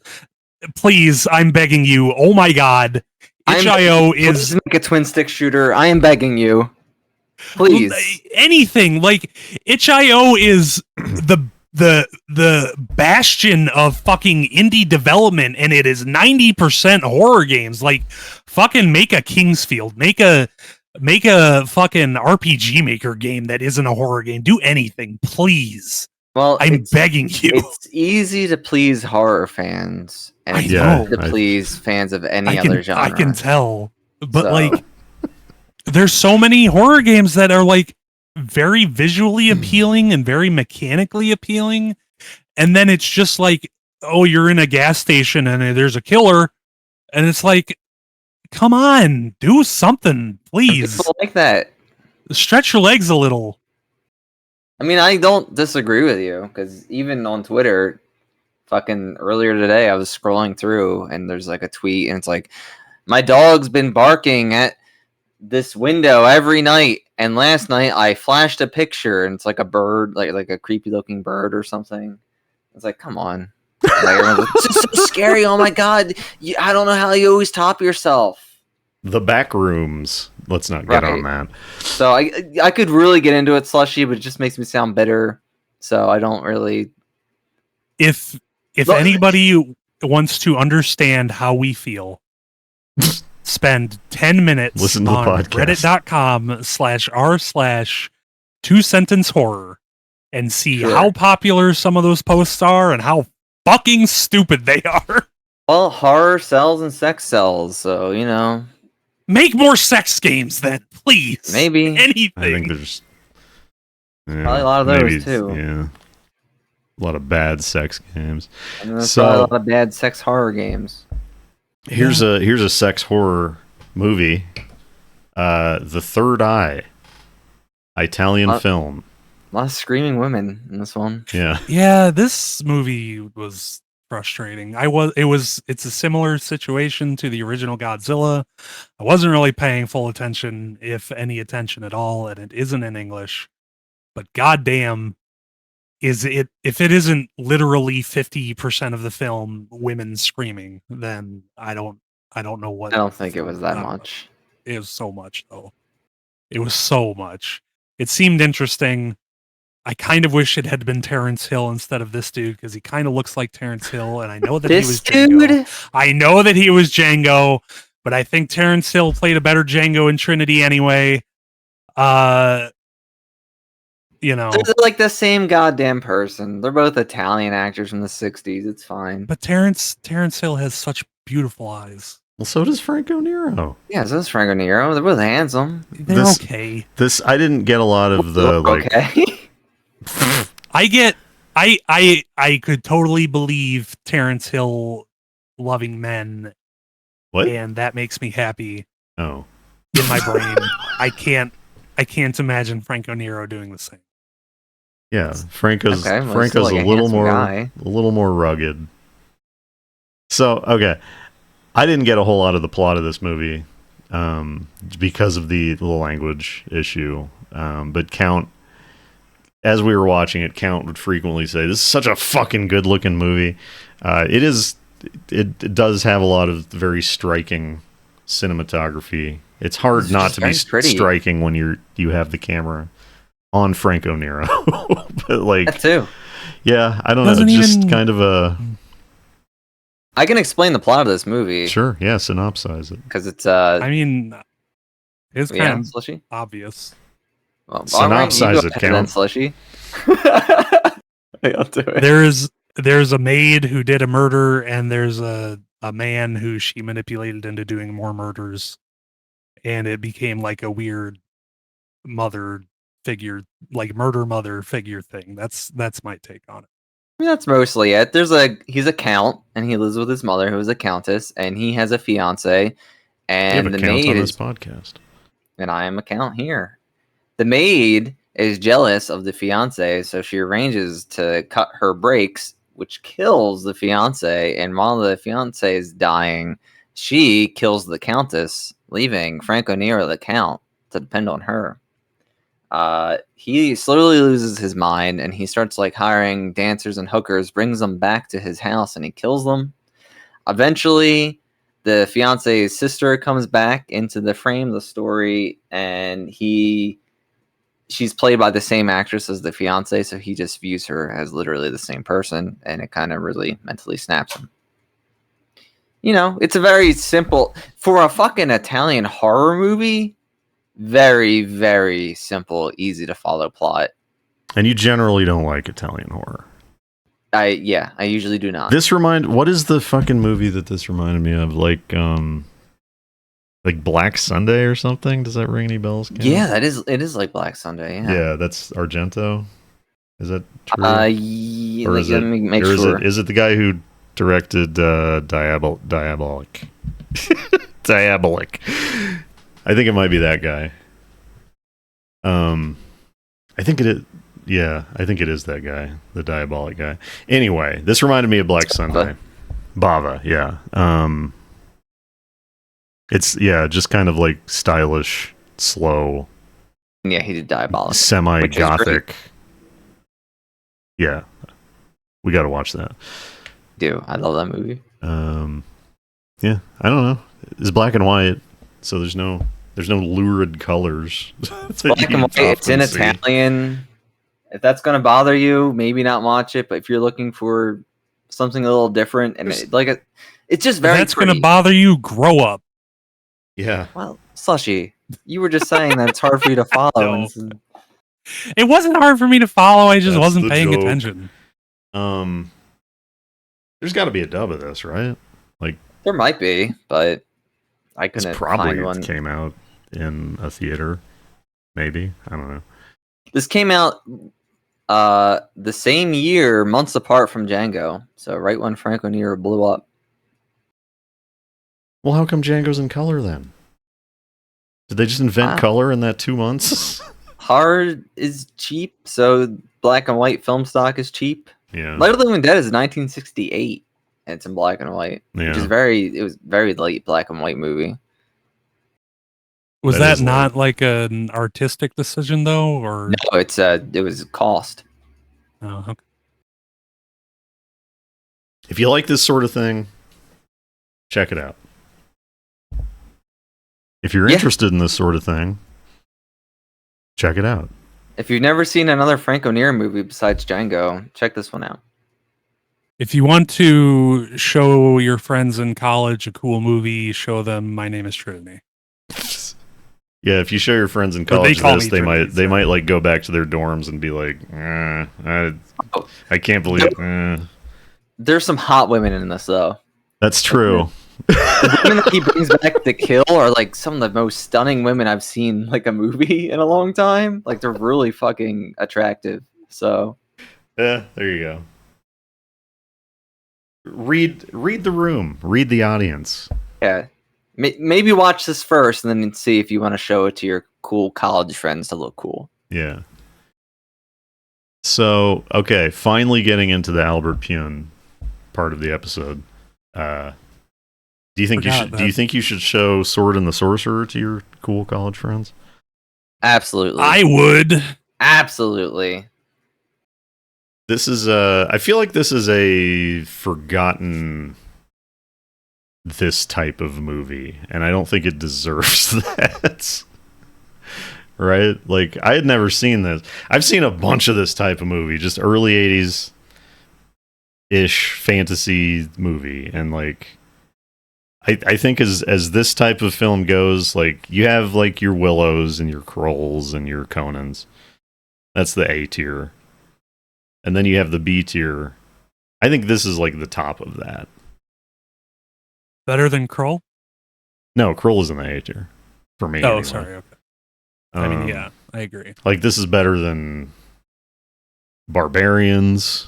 Maybe it's not as funny as Barbarians, but what was the movie about the Barbarian sisters? What was that? I don't remember the name. It's better than I that. don't either. It is. It's not as sexy. No. But it's... There are a lot of boobs in it, though. Were there? Oh, yeah. Yeah, there were. Yeah. So this is a movie about a Richard Lynch from Puppet Master 3, the evil Nazi. That is the same guy, right? The guy who started acting as a villain because he burnt his face off on drugs in Central Park. Yeah. He doesn't look that burned in this. I don't know if he like had a lot of makeup on or something, which at that point, like, why are you using him? But right. I didn't realize it was him. He's a evil king. What's his? He has a name that's like... It's like a very normal name. It's a common fantasy name. Like it's been used in history or something. I can't remember. He's an evil king and he wants to take over the good kingdom. So he goes to Cromwell. Right. Yes. Titus Cromwell. He like the movie starts, he's going into this crypt. The crypt is fucking cool looking. It's like this tomb with like all faces on it, and then they do the spell to open the tomb and all the faces become like people faces, like made up. Yeah, that was screaming. Fucking cool. And I believe the demon is Richard Mole, who is Bull from Night Court. He's in a lot of these fantasy movies. He's in Dungeon Master, which we got to watch. He makes a deal with the demon to go to just help him take over the good kingdoms, and they never trust each other, and he eventually betrays him, and then like the movie, he like betrays him before he's killed the king that he like resurrected him in order to defeat, which was a little weird. Yeah, but it worked out. We've killed enough of this guy's army that I don't need you anymore. So he just throws him off a cliff. Yeah. So the main there's too many players in this movie, is what I was starting to like. We haven't fully got into it yet, but like the main character is the sort of a little fancy boy who loves berries and cream at the start of the movie. His father, he's the son of the good kingdom, Talon. Son of King Richard. Is it King Richard, really? Jesus. Yes, yeah.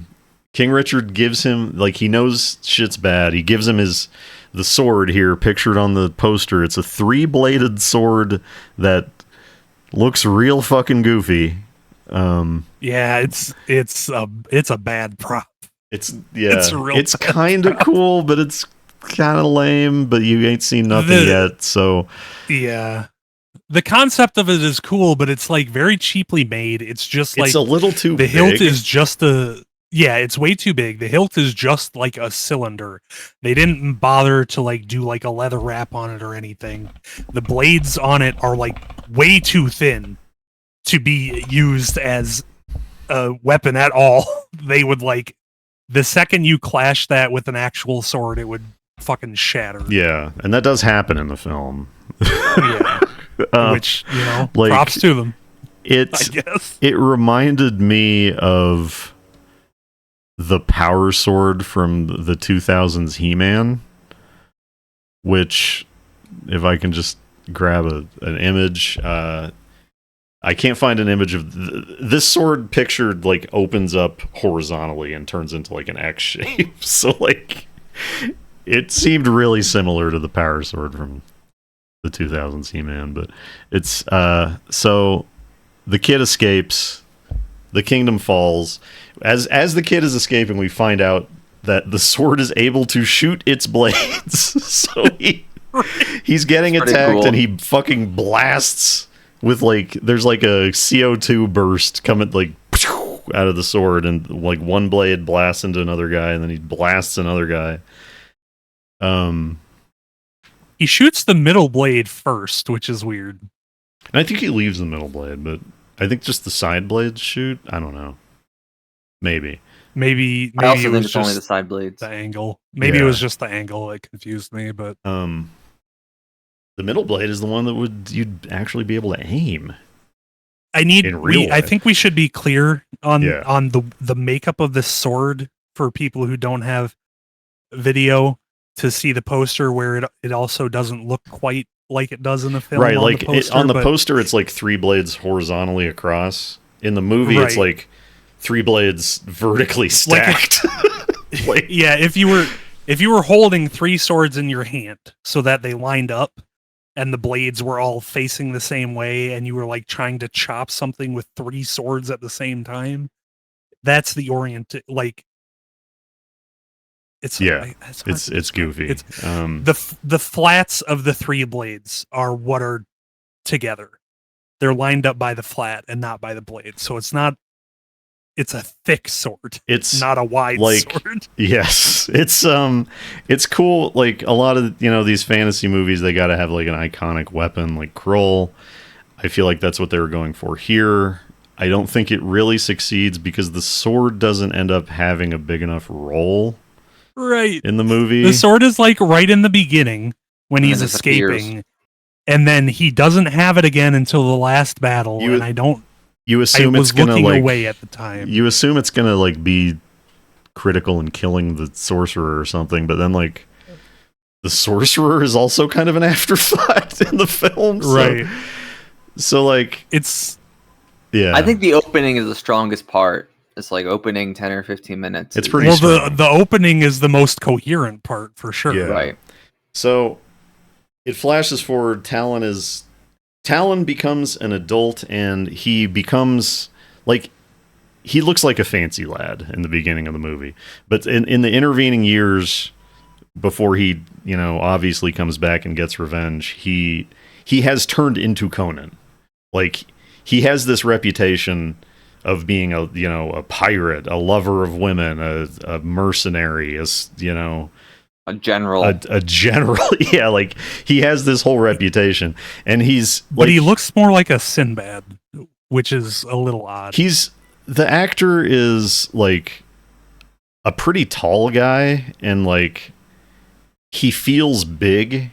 Like his shirt eventually comes off in the movie, and he's not like a built guy, but like no, not at all. He plays like a lot of the scenes where he's like next to somebody is like he's next to this pretty small woman, and like she looks tiny in his hand when like he helps her up, and like he's wearing all these furs, and he looks really big. I think he looks cool for the most part. He looks good. It was just a little bit like it just felt a little bit off because like he acts like a dashing rogue kind of character. Mm-hmm.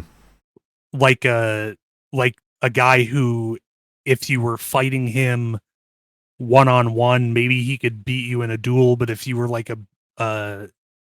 if you were a super skilled swordsman, then you'd have to resort to trickery, that kind of thing. Right. But like, he feels more like a Han Solo than he does a Conan. The way he acts and the way his face looks. Yes. Yeah. Yeah, I agree. That's probably what they were going for. Yeah. Considering the era. Yeah. Yeah. It's just like the way they were like building him up in like the camera panning over him exposition scene. It seemed more like the world of the film treats him like Conan, but the film in the film he's like Han Solo. Like Sinbad. Yeah. There's a lot of penis stuff in this movie. Basically every time people fight, somebody says like, nice sword, too bad your dick is so little. Like it happens like a dozen times, and like there's a scene where the main character is like making a deal with the main lady character, and he goes to like stand up, and like both of his arms are above the table, but the table lifts up, and it's like, is his boner lifting the table? Like it's a very penis-centric film in a weird way. Very phallic. But so like, but then also like the leading lady, like there's so many times where evil men are like, "Oh, you're hot and I want to fuck you," and she's like, "Oh yes, let's fuck." And then he's like, I'm gonna fuck you so hard. And she's like, with what? And then kicks him in the nuts. And like that happens like 5 times. Yeah.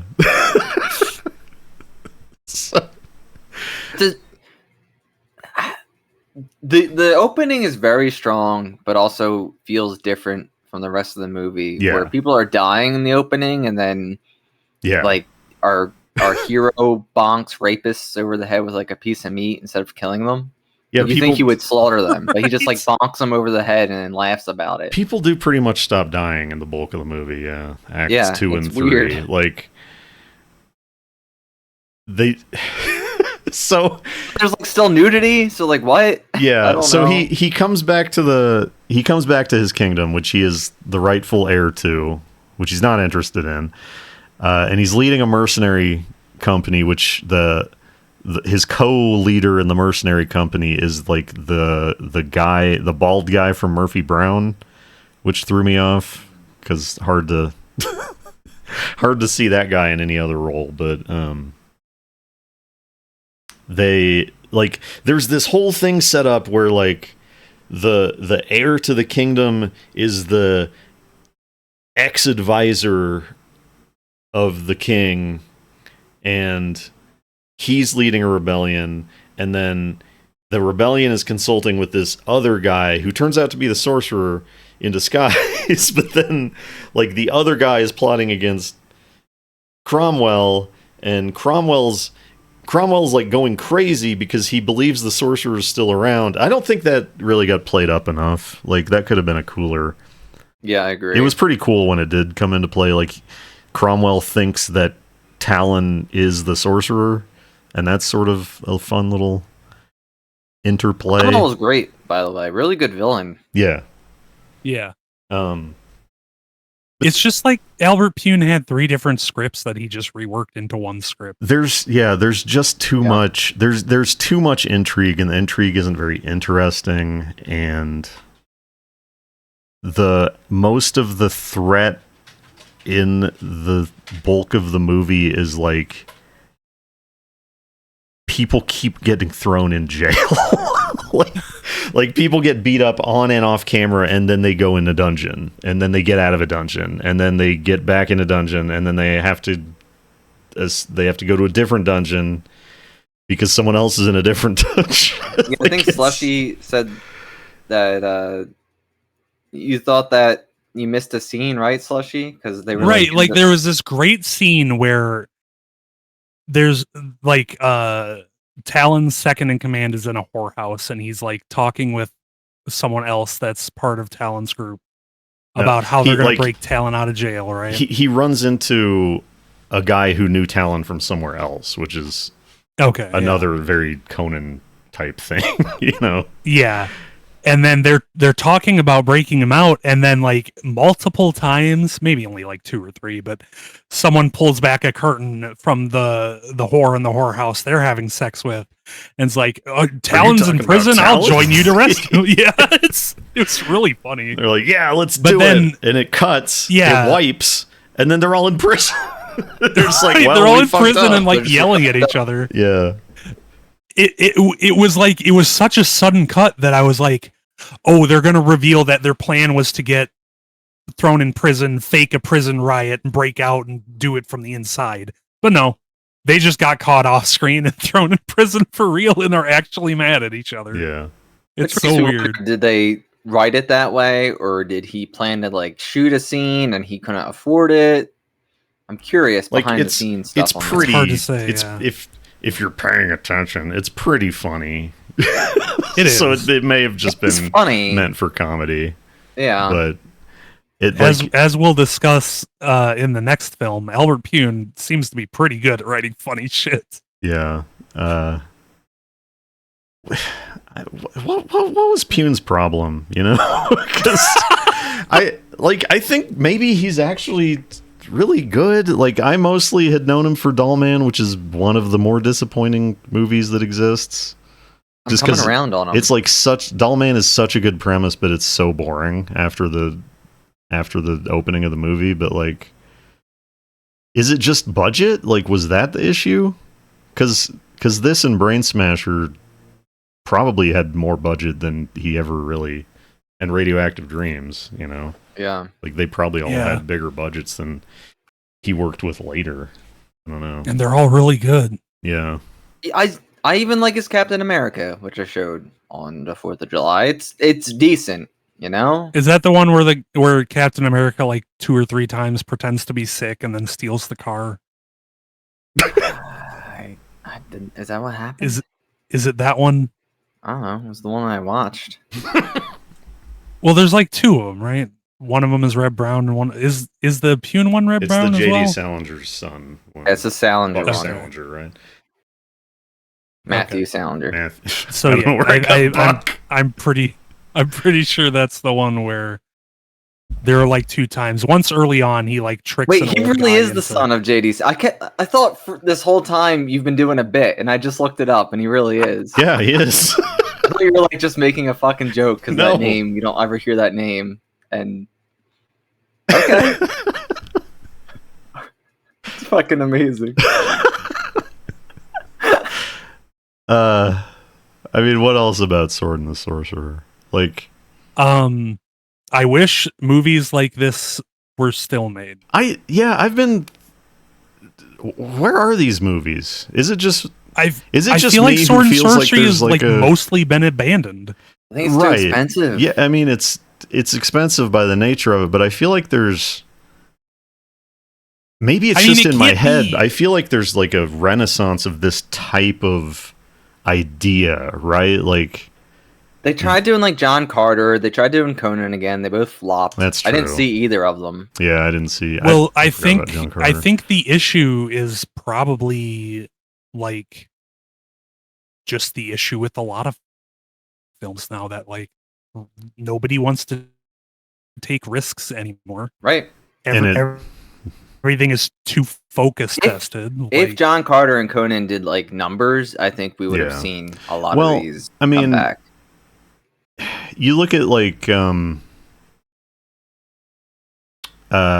am I trying to think of? You look at Hobo with a Shotgun and like Turbo Kid and like even like Kung Fury and shit or whatever. Like, like there was a wave of that. Like there was a wave of indie like 80s, fake 80s grindhouse type shit, and there was the wave of grindhouse shit. Like, it's weird to me that there has been no wave of.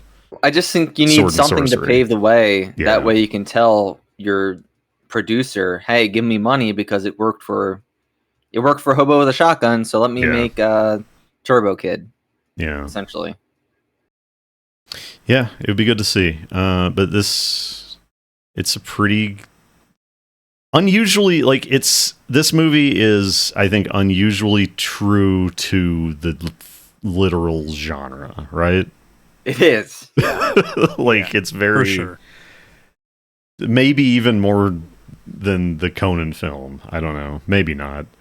But Pyun is definitely a fan of pulp and sword and sorcery, and just he knew his shit. It comes through. It's a good film. It's fun. It's a little goofy. The script's a little messy. It kind of has the Mandalorian season 3 problem of, well, now we got to go back here. we fucked up here. Now we got to go back here to this place we just were, and we got to do this thing again. I even finish that season. I dropped after like the first episode, so I could at least finish this. Which I've asked MDB in the chat. I think he screened it, and so this was like the second time I've seen it within a few months. If he did, I missed it. But what was I going to say? There's a lot of good shots in the movie. Like there will be a pan up to the sorcerer's throne, and like it's really well lit and it's really cool looking, and you have the cool looking tomb. There's a lot of just cool looking stuff. Like there's the the brothel, which is cool looking because there's boobs. I don't know. I'm reading his Wikipedia page, Pyun's, and they're comparing him to Ed Wood, which I think is really unfair because Ed Wood made like actual dog shit. Right. And Pyun has made some really good, enjoyable movies. Right. But I don't know. I had never seen this. a lot of the fantasy movies that existed when I was a kid, like I ended up seeing at some point. You know, my mom would rent them, and I'd sit on the floor smashing Dungeons and Dragons figures into each other. Just if it was Dragon Slayer, I'd get bored and not super pay attention. But yeah, I'd never seen this, and in the intervening years, I'd never seen this. It feels like a hidden gem. I'd say it is, and it's on Tubi, right? Yeah. So you have no reason not to check it out and show your college friends. Yeah, for sure. One thing I really, really appreciate about Tubi is they have a whole sword and sorcery section.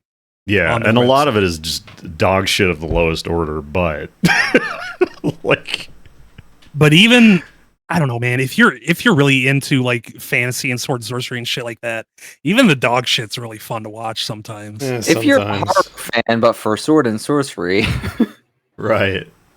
Yeah, like on there, somewhere in my bottom 20 films is The Dwarves of Dragon Mountain, which is one of the worst films I've seen. Yeah, you can see that if you want. Never heard of that one. It's some indie thing from like 5-10 years ago that's just like zero budget, zero.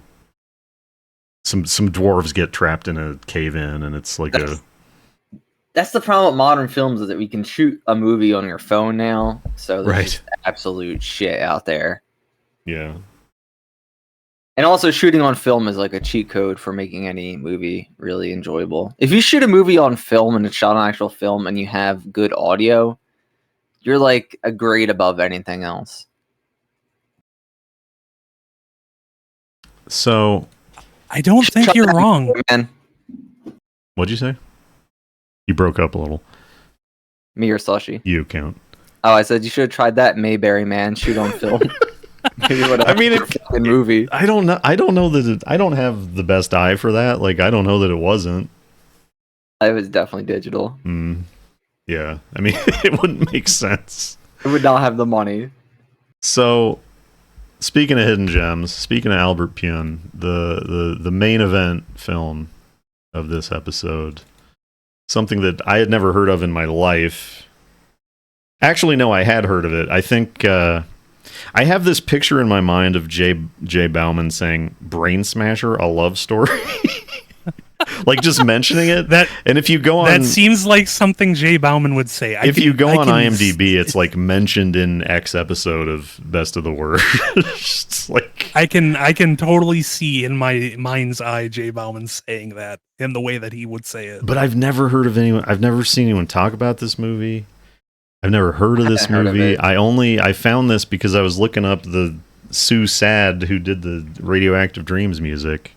Apparently, like someone in her band worked on this, but wow. I love this movie. I went into this film fully expecting it to be dog shit. Because one, I didn't know that it was a Pyun film until the end, even though it apparently said written and directed by Albert Pyun right in the beginning. I was playing Skyrim at the time. Like, I fully expected it to be dog shit because Andrew Dice Clay is like a comedian who's funny because his jokes suck ass, and somehow he got super popular off that. Yeah.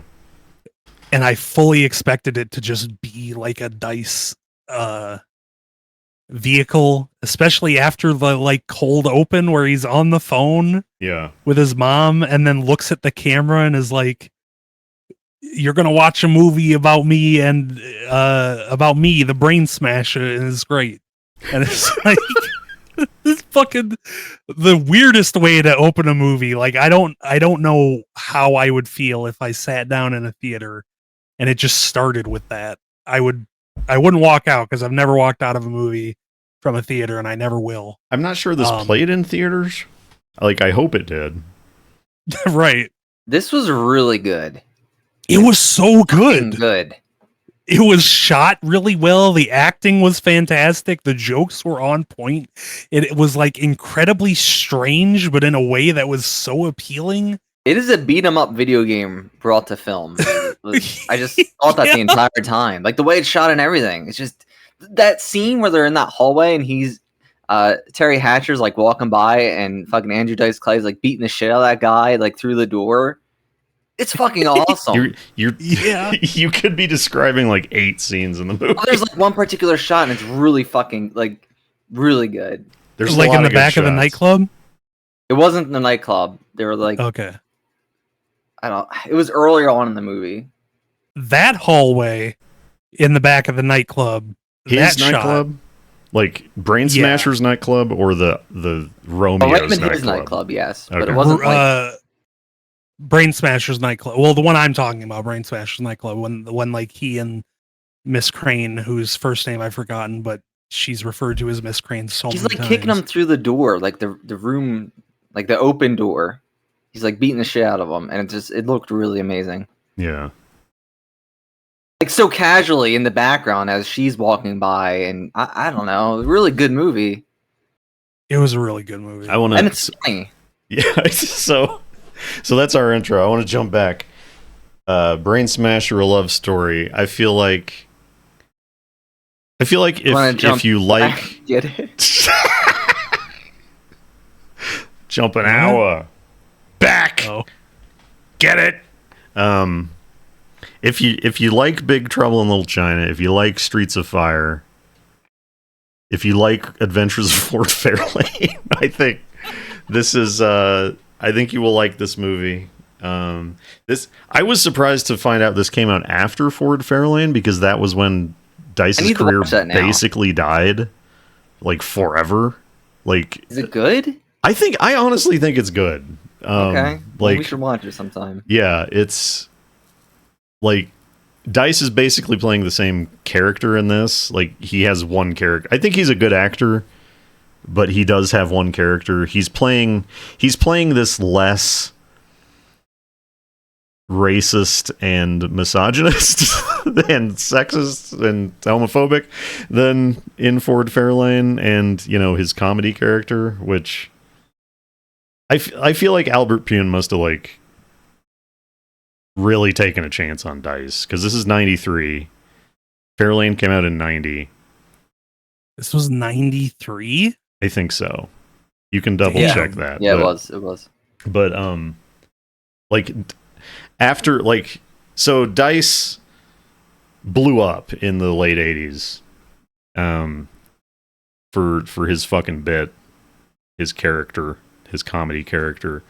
And Little Miss Muffet sat on her tuffet and I fucked her. Oh. Yeah, like the easiest thing to remember is his Hickory Dickory Dock. Yeah, his nasty, what is that, nursery rhymes thing, like little boy blue, hey, he needed the money, but like, and that's easy to laugh at now in a detached way because it's not really that funny, but like, right. Like the other part of his act was like the thing that sticks out to me, because after I watched Ford Fairlane, I watched his comedy special, and one of many, like he had several HBO specials that are also like technically movies. The bit that sticks out to me is like, hey, I was in a cab and I was like, take me to the club at 53rd Street, and the guy was like, yeah. If you can't speak the language, get out of the fucking country. And the whole audience is like, they know the bit and they're like yelling it with him, and it's like, this isn't a joke. This is just like a Klan rally. Like, right. What? Like, what's going on here? This like yuppie Hollywood Bowl audience. It's really bizarre. But like,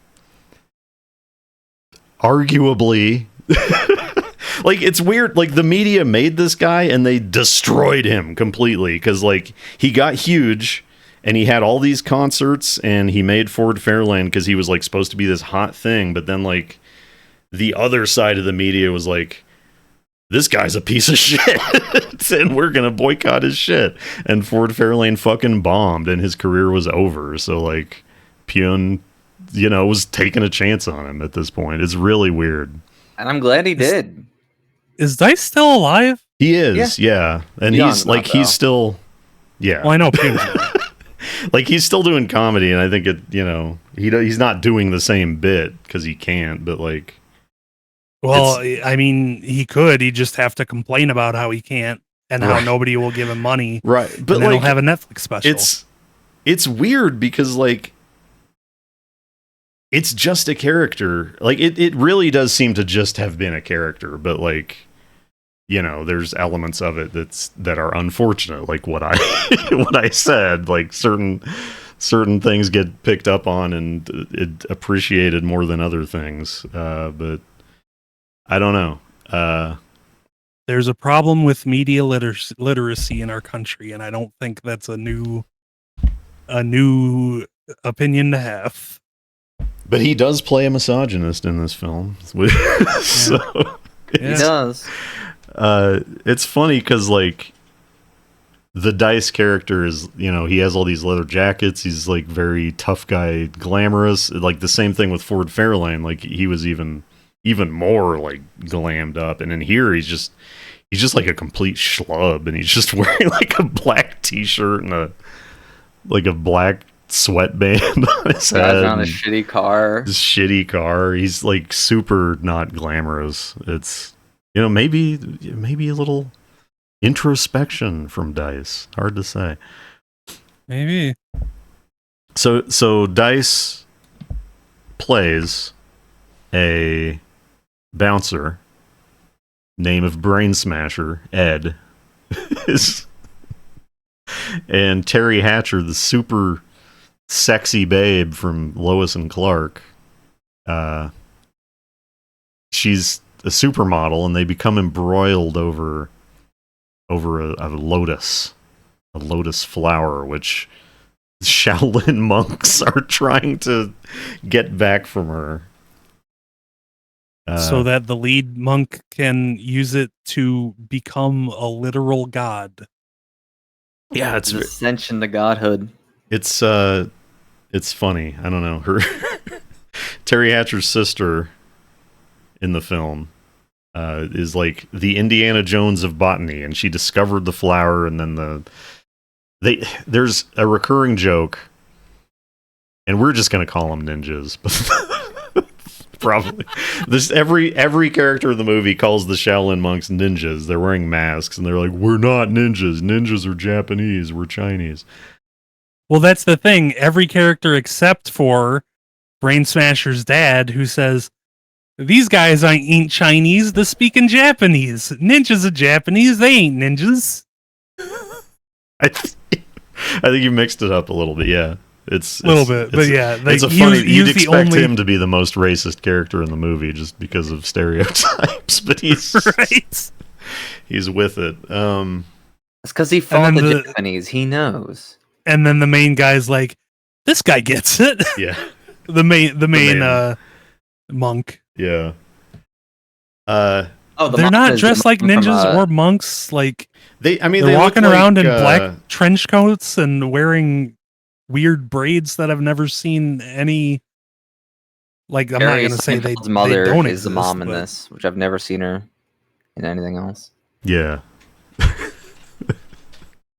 The monks, the ninjas, they all look like Jet Li in Black Mask, which I've never seen that movie, but they're like wearing the Kato. They look like mask. Kato from Green Hornet. Yeah. But is Pyun Chinese, by the way? Do we know that? Is he? Does anyone know? I thought he was an American. Well, yeah, but I mean, half or something. Let's see. Just check on that. Because there's a scene where like a racist cop makes a racist remark about the ninjas and is like immediately just killed super hard. It says he was born in Hawaii. Interesting. Okay. I don't know if he's like a Hawaiian. Could be. I don't know. So on the when I said Streets of Fire, like it's getting to be kind of a joke with the podcast, I feel like, but Pyun obviously a fan. We found out he made a sequel to Streets of Fire, which we're gonna have to watch. Yeah, I'm looking forward to if it's terrible or not. I think it's almost definitely gonna be terrible. My sister is in it too. That was in this, so Yeah.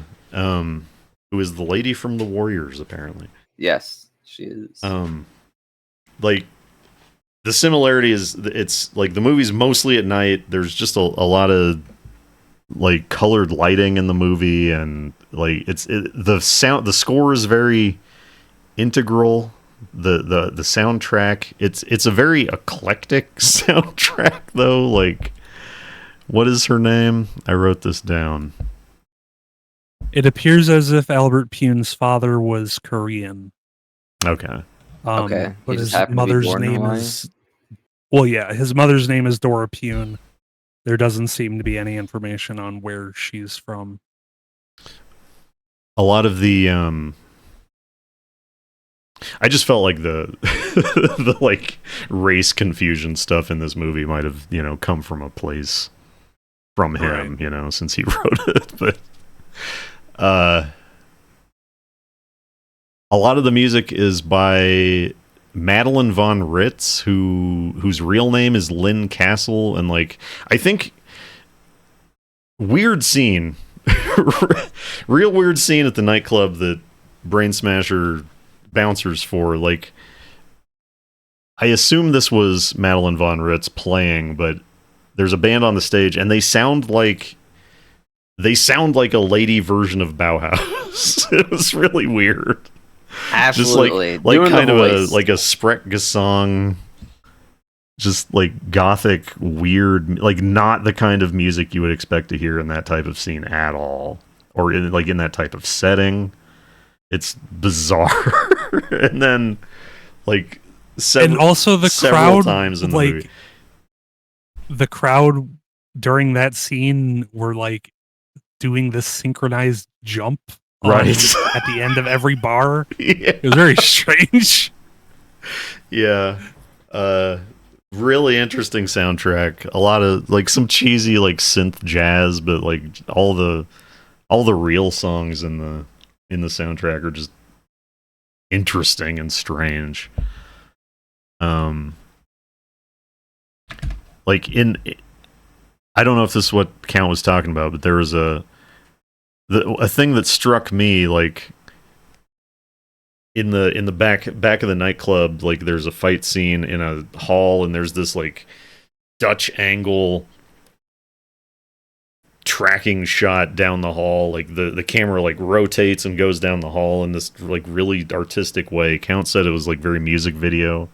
Yeah, that was really good too. There's like shots where like people are going around a corner, like when people like come around a corner in a hallway, like they walk by a camera that like shoots their shadow, like you see their shadow first, and then they come around the corner. Like just interesting camera stuff in this movie. I'm trying to see who did the camera on IMDb because they fucking killed it.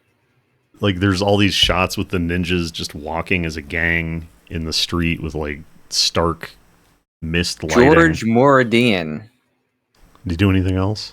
Moradian. Escape from New York. Dick Tracy. Cyborg. Blues Brothers. So he's done a lot of I can stuff. I can see the Dick Tracy now that you say that. Yeah. Wow. Huh. I need to watch Cyborg. That's He did another Doll Pyun Man. movie. Witcher Well, 2. Yeah. Witcher 2, really? Yeah. Nemesis 2, He's 3, done and some 4. good stuff, some bad stuff. Doll you Man, know. if the film Them where are great. Arcade. nothing happens. Nemesis 1 as well. Doll Man, yeah. Interesting. He seems to have worked with Full Moon and Albert Pyun quite a bit. Well, he fucking shines here. Yeah, for sure. They should have let the two of them make more movies, like as the lead creative behind the scenes more. A lot of jokes in the film. A lot of good jokes. I think people that make good movies should be allowed to make more movies without as much oversight, and people who make bad movies should stop. Well, that's hard to say because who knows how much reined in they were on this or not, you know? That's, you know, the problem is like you make a brain smasher, and for whatever reason it is completely ignored by the world. Like, maybe was it Dice's fault? I don't know. Like, was he still just like in such a shithouse place from just basically being the first person to ever be canceled?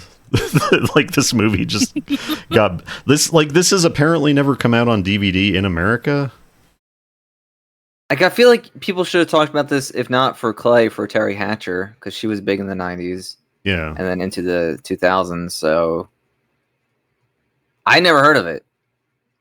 It's just, I feel like what good is the internet if not a pop culture aggregator suggestor, you know? I also it's really failed there. Like, I guess that's what we're doing. Supernatural, and I kept waiting for that to like kick in, and it never did, which is fine. But Yeah. like I just kind of thought it from the title and then all the ninjas. I know they're not ninjas. Yeah. I mean, it sort of has that angle and that suggestion, right? Because like the Lotus, but it never really goes like fully supernatural. Like there's a lot of scenes where the ninjas are just like leaping around for the sake of it, and they basically, like, the head ninja just catches bullets several times. It's pretty cool. I did appreciate that it looked like the first time he caught a bullet, it looked like it just damaged his glove, but not his hand. And by the end, after he had caught a bunch of bullets, his hand was bleeding. Yeah, they went in there a little bit. I don't know how much of that was intentional attention to detail, but it worked really well for me. Man, this is one of my notes. Speaking of the first time the head monk catches a bullet, there's all this like all these people off camera are going like, "Oh, no way, come on, no." It's really funny. Because it's like they had just gone through the police station, beat the shit out of all the cops. So finally, one of the cops shoots at them. Yeah, he catches the bullet, and all the cops are like, "Oh, come on!" It's so fucking good. The Tim Thomerson of Dullman fame is one of the cops. I've always, whenever people like talk about Tim Thomerson, they mention that he was a comedian. I've never really found him that funny, but he's pretty fucking funny in this. I don't know. What a fucking name. Yeah. Tim Thomerson. He was good in this. I think he's good in everything. I like him a lot, but I've never really gotten a big humor vibe off him, or comedian. I wonder if he knew guys from the comedy clubs. Maybe. There are a lot of injustices in this world, but one of them is that Mayberry Man has a 5.5 on IMDb, and The Sword and the Sorcerer has a 5.4, and Brain Smasher has a 5.2. Damn. Like, I like Ford Fairlane a lot. I think I like this more than Ford Fairlane. It might be recency bias, but I really Fairlane has this, a 6.4. So it might not be recency bias, because there's something about this that was the humor is good and the action's good, and it is very Streets of Fire. It's one of those one crazy night type movies that I really love. We were on a misadventure in the city, and I don't know. It's great. It takes place in Oregon. Is it Portland? I think so, yeah. It's like a pretty rare setting for this type of movie, I feel like. It is. Usually New York or LA. But I made the joke while we were watching it, but I wanna see it for real. The fucking brain smasher statue in Portland, like the Rocky statue in Philadelphia. Yeah. There's I don't know, the only other note I really have is like there's in the scenes of the like walking around the dark night abandoned streets, like there's a lot of posters of Terry Hatcher's character because she's a supermodel.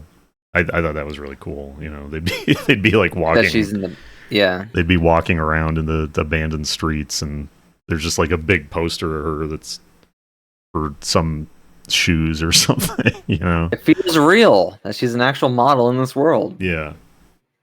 Well-made movie. Well shot. What kind of idiot spends $10,000 on a watch? Like That guy 5 people never even say comes that. back after that one scene, right? What do you mean? Say again? The boyfriend doesn't even appear again. Yeah, he never after comes that back. first- Yeah, he's just there for that. I don't know. Which is fine. He didn't need to. I was just wondering. Yeah. If you want to impress your friends in college, show them Brain Smasher: A Love Story.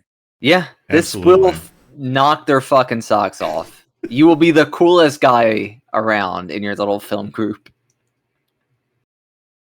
Or gal. Or they, them.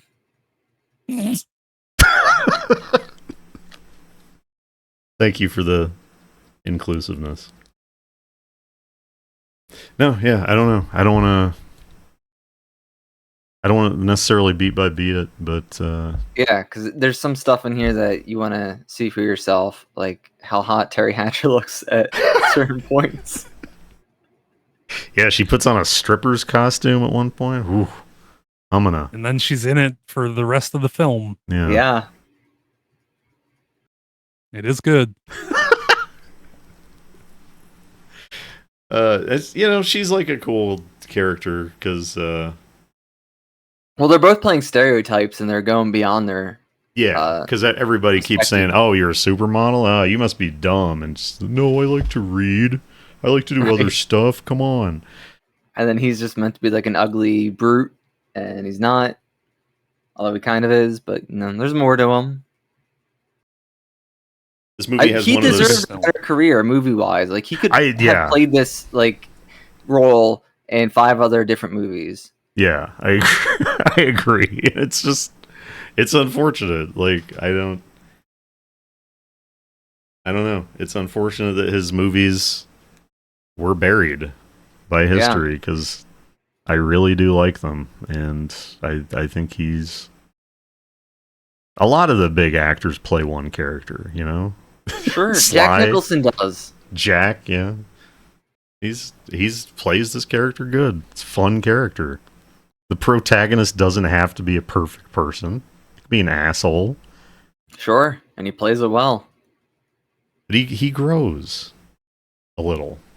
it's He portrays the asshole everyday man very well.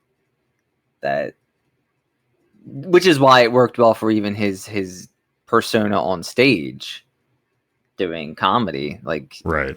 people bought it so well Yeah. because he can pull it off. Yeah. Even though it was like a character. He just has that presence. I was looking up stuff about like the details of, you know, the end of his career after, you know, around Ford Fairlane, and he went on Arsenio, and like he got up, like they were talking about, you know, his critics and people boycotting his stuff. Like he went on SNL and one of the cast members wouldn't go on that episode, and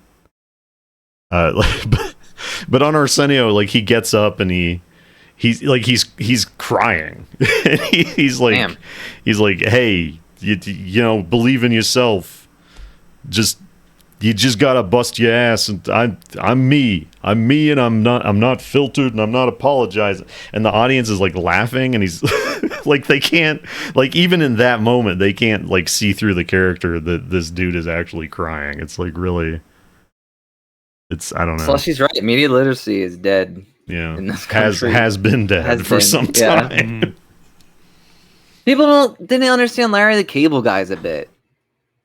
Like, people are just dumb. Yeah. Well, it is what it is. Yeah. But you should watch Brain Smasher because it's fantastic. We're out here trying. And Pyun deserves some respect. Yeah, I don't. It's just interesting. Even after he passed away, people are still just like pointing at like Cyborg and Dollman and stuff, and it's like those aren't his best movies by a long shot. It's I don't know. Stuff. There's like he really seems to have been a varied and passionate director who like deserved bigger budgets, and he seemed to have such distinct visions, and yet he knew his shit for each one. Yeah, like he knew this genre as well as he knew the sword and sorcery genre, and he pulled them off flawlessly for the most part for like this level of budget and everything. Yeah, I think this. I don't know. I feel like I was looking at this. Might have had like 4.5 million budget. I feel like I saw that. That's pretty good then. Yeah, at the time and everything. Seems. Yeah, I don't know. Like when he got a budget, it was good. When he didn't have a budget, it did suffer. I think, but I don't know. We'll watch more. I don't know. Yeah, I don't know that we're gonna pivot to see all of his films, but we'll watch a few more and see how it goes. Yeah, test the waters. But I think that's all we have to say about Brain Smasher. Do you have anything, Slushie? No, just watch it. Yeah. Is this on anything? Watch it and have an open mind. I had to pirate it. Let's see. Let me just check in the real trivia. Quick. IMDb in the trivia says it was put on Netflix in 2012, but it's not anymore. Probably, yeah. Yeah, this appears to. Unless you want to break the law, this is just a rental on YouTube. But it is it's on the cheaper side. So. Kids in college, learn how to torrent, and you'll be really fucking cool. Because you'll show shit like this that no one else knows. And the thing about the college network, it's like the college network. Yeah, it's basically anonymous at that point. Yeah, you'll be fine. Probably not. Get a VPN. We're not responsible for any legal action. Let's get sponsored by a VPN. That'd probably work, right? Maybe. NordVPN, if you want to sponsor us, or Tubi, or the both of you, please contact us. Or Torrent Leech, or Cinemageddon. Anyway, I suppose we'll wrap up there for today. So, seems like as good a place as any, folks. Thank you all for listening and watching. Thank you. What did we learn today? Media literacy. Try to have it. Albert Pyun, rest in peace. He's pretty good. Yeah, rest in peace. Mayberry man, it's been like a year, right? Eat shit in hell and die forever.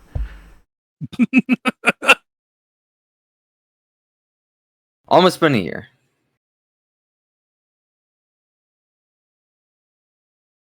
Make sure to turn the logs on the fire. All right. Well, see you next time, folks. Thanks, everyone. Bye.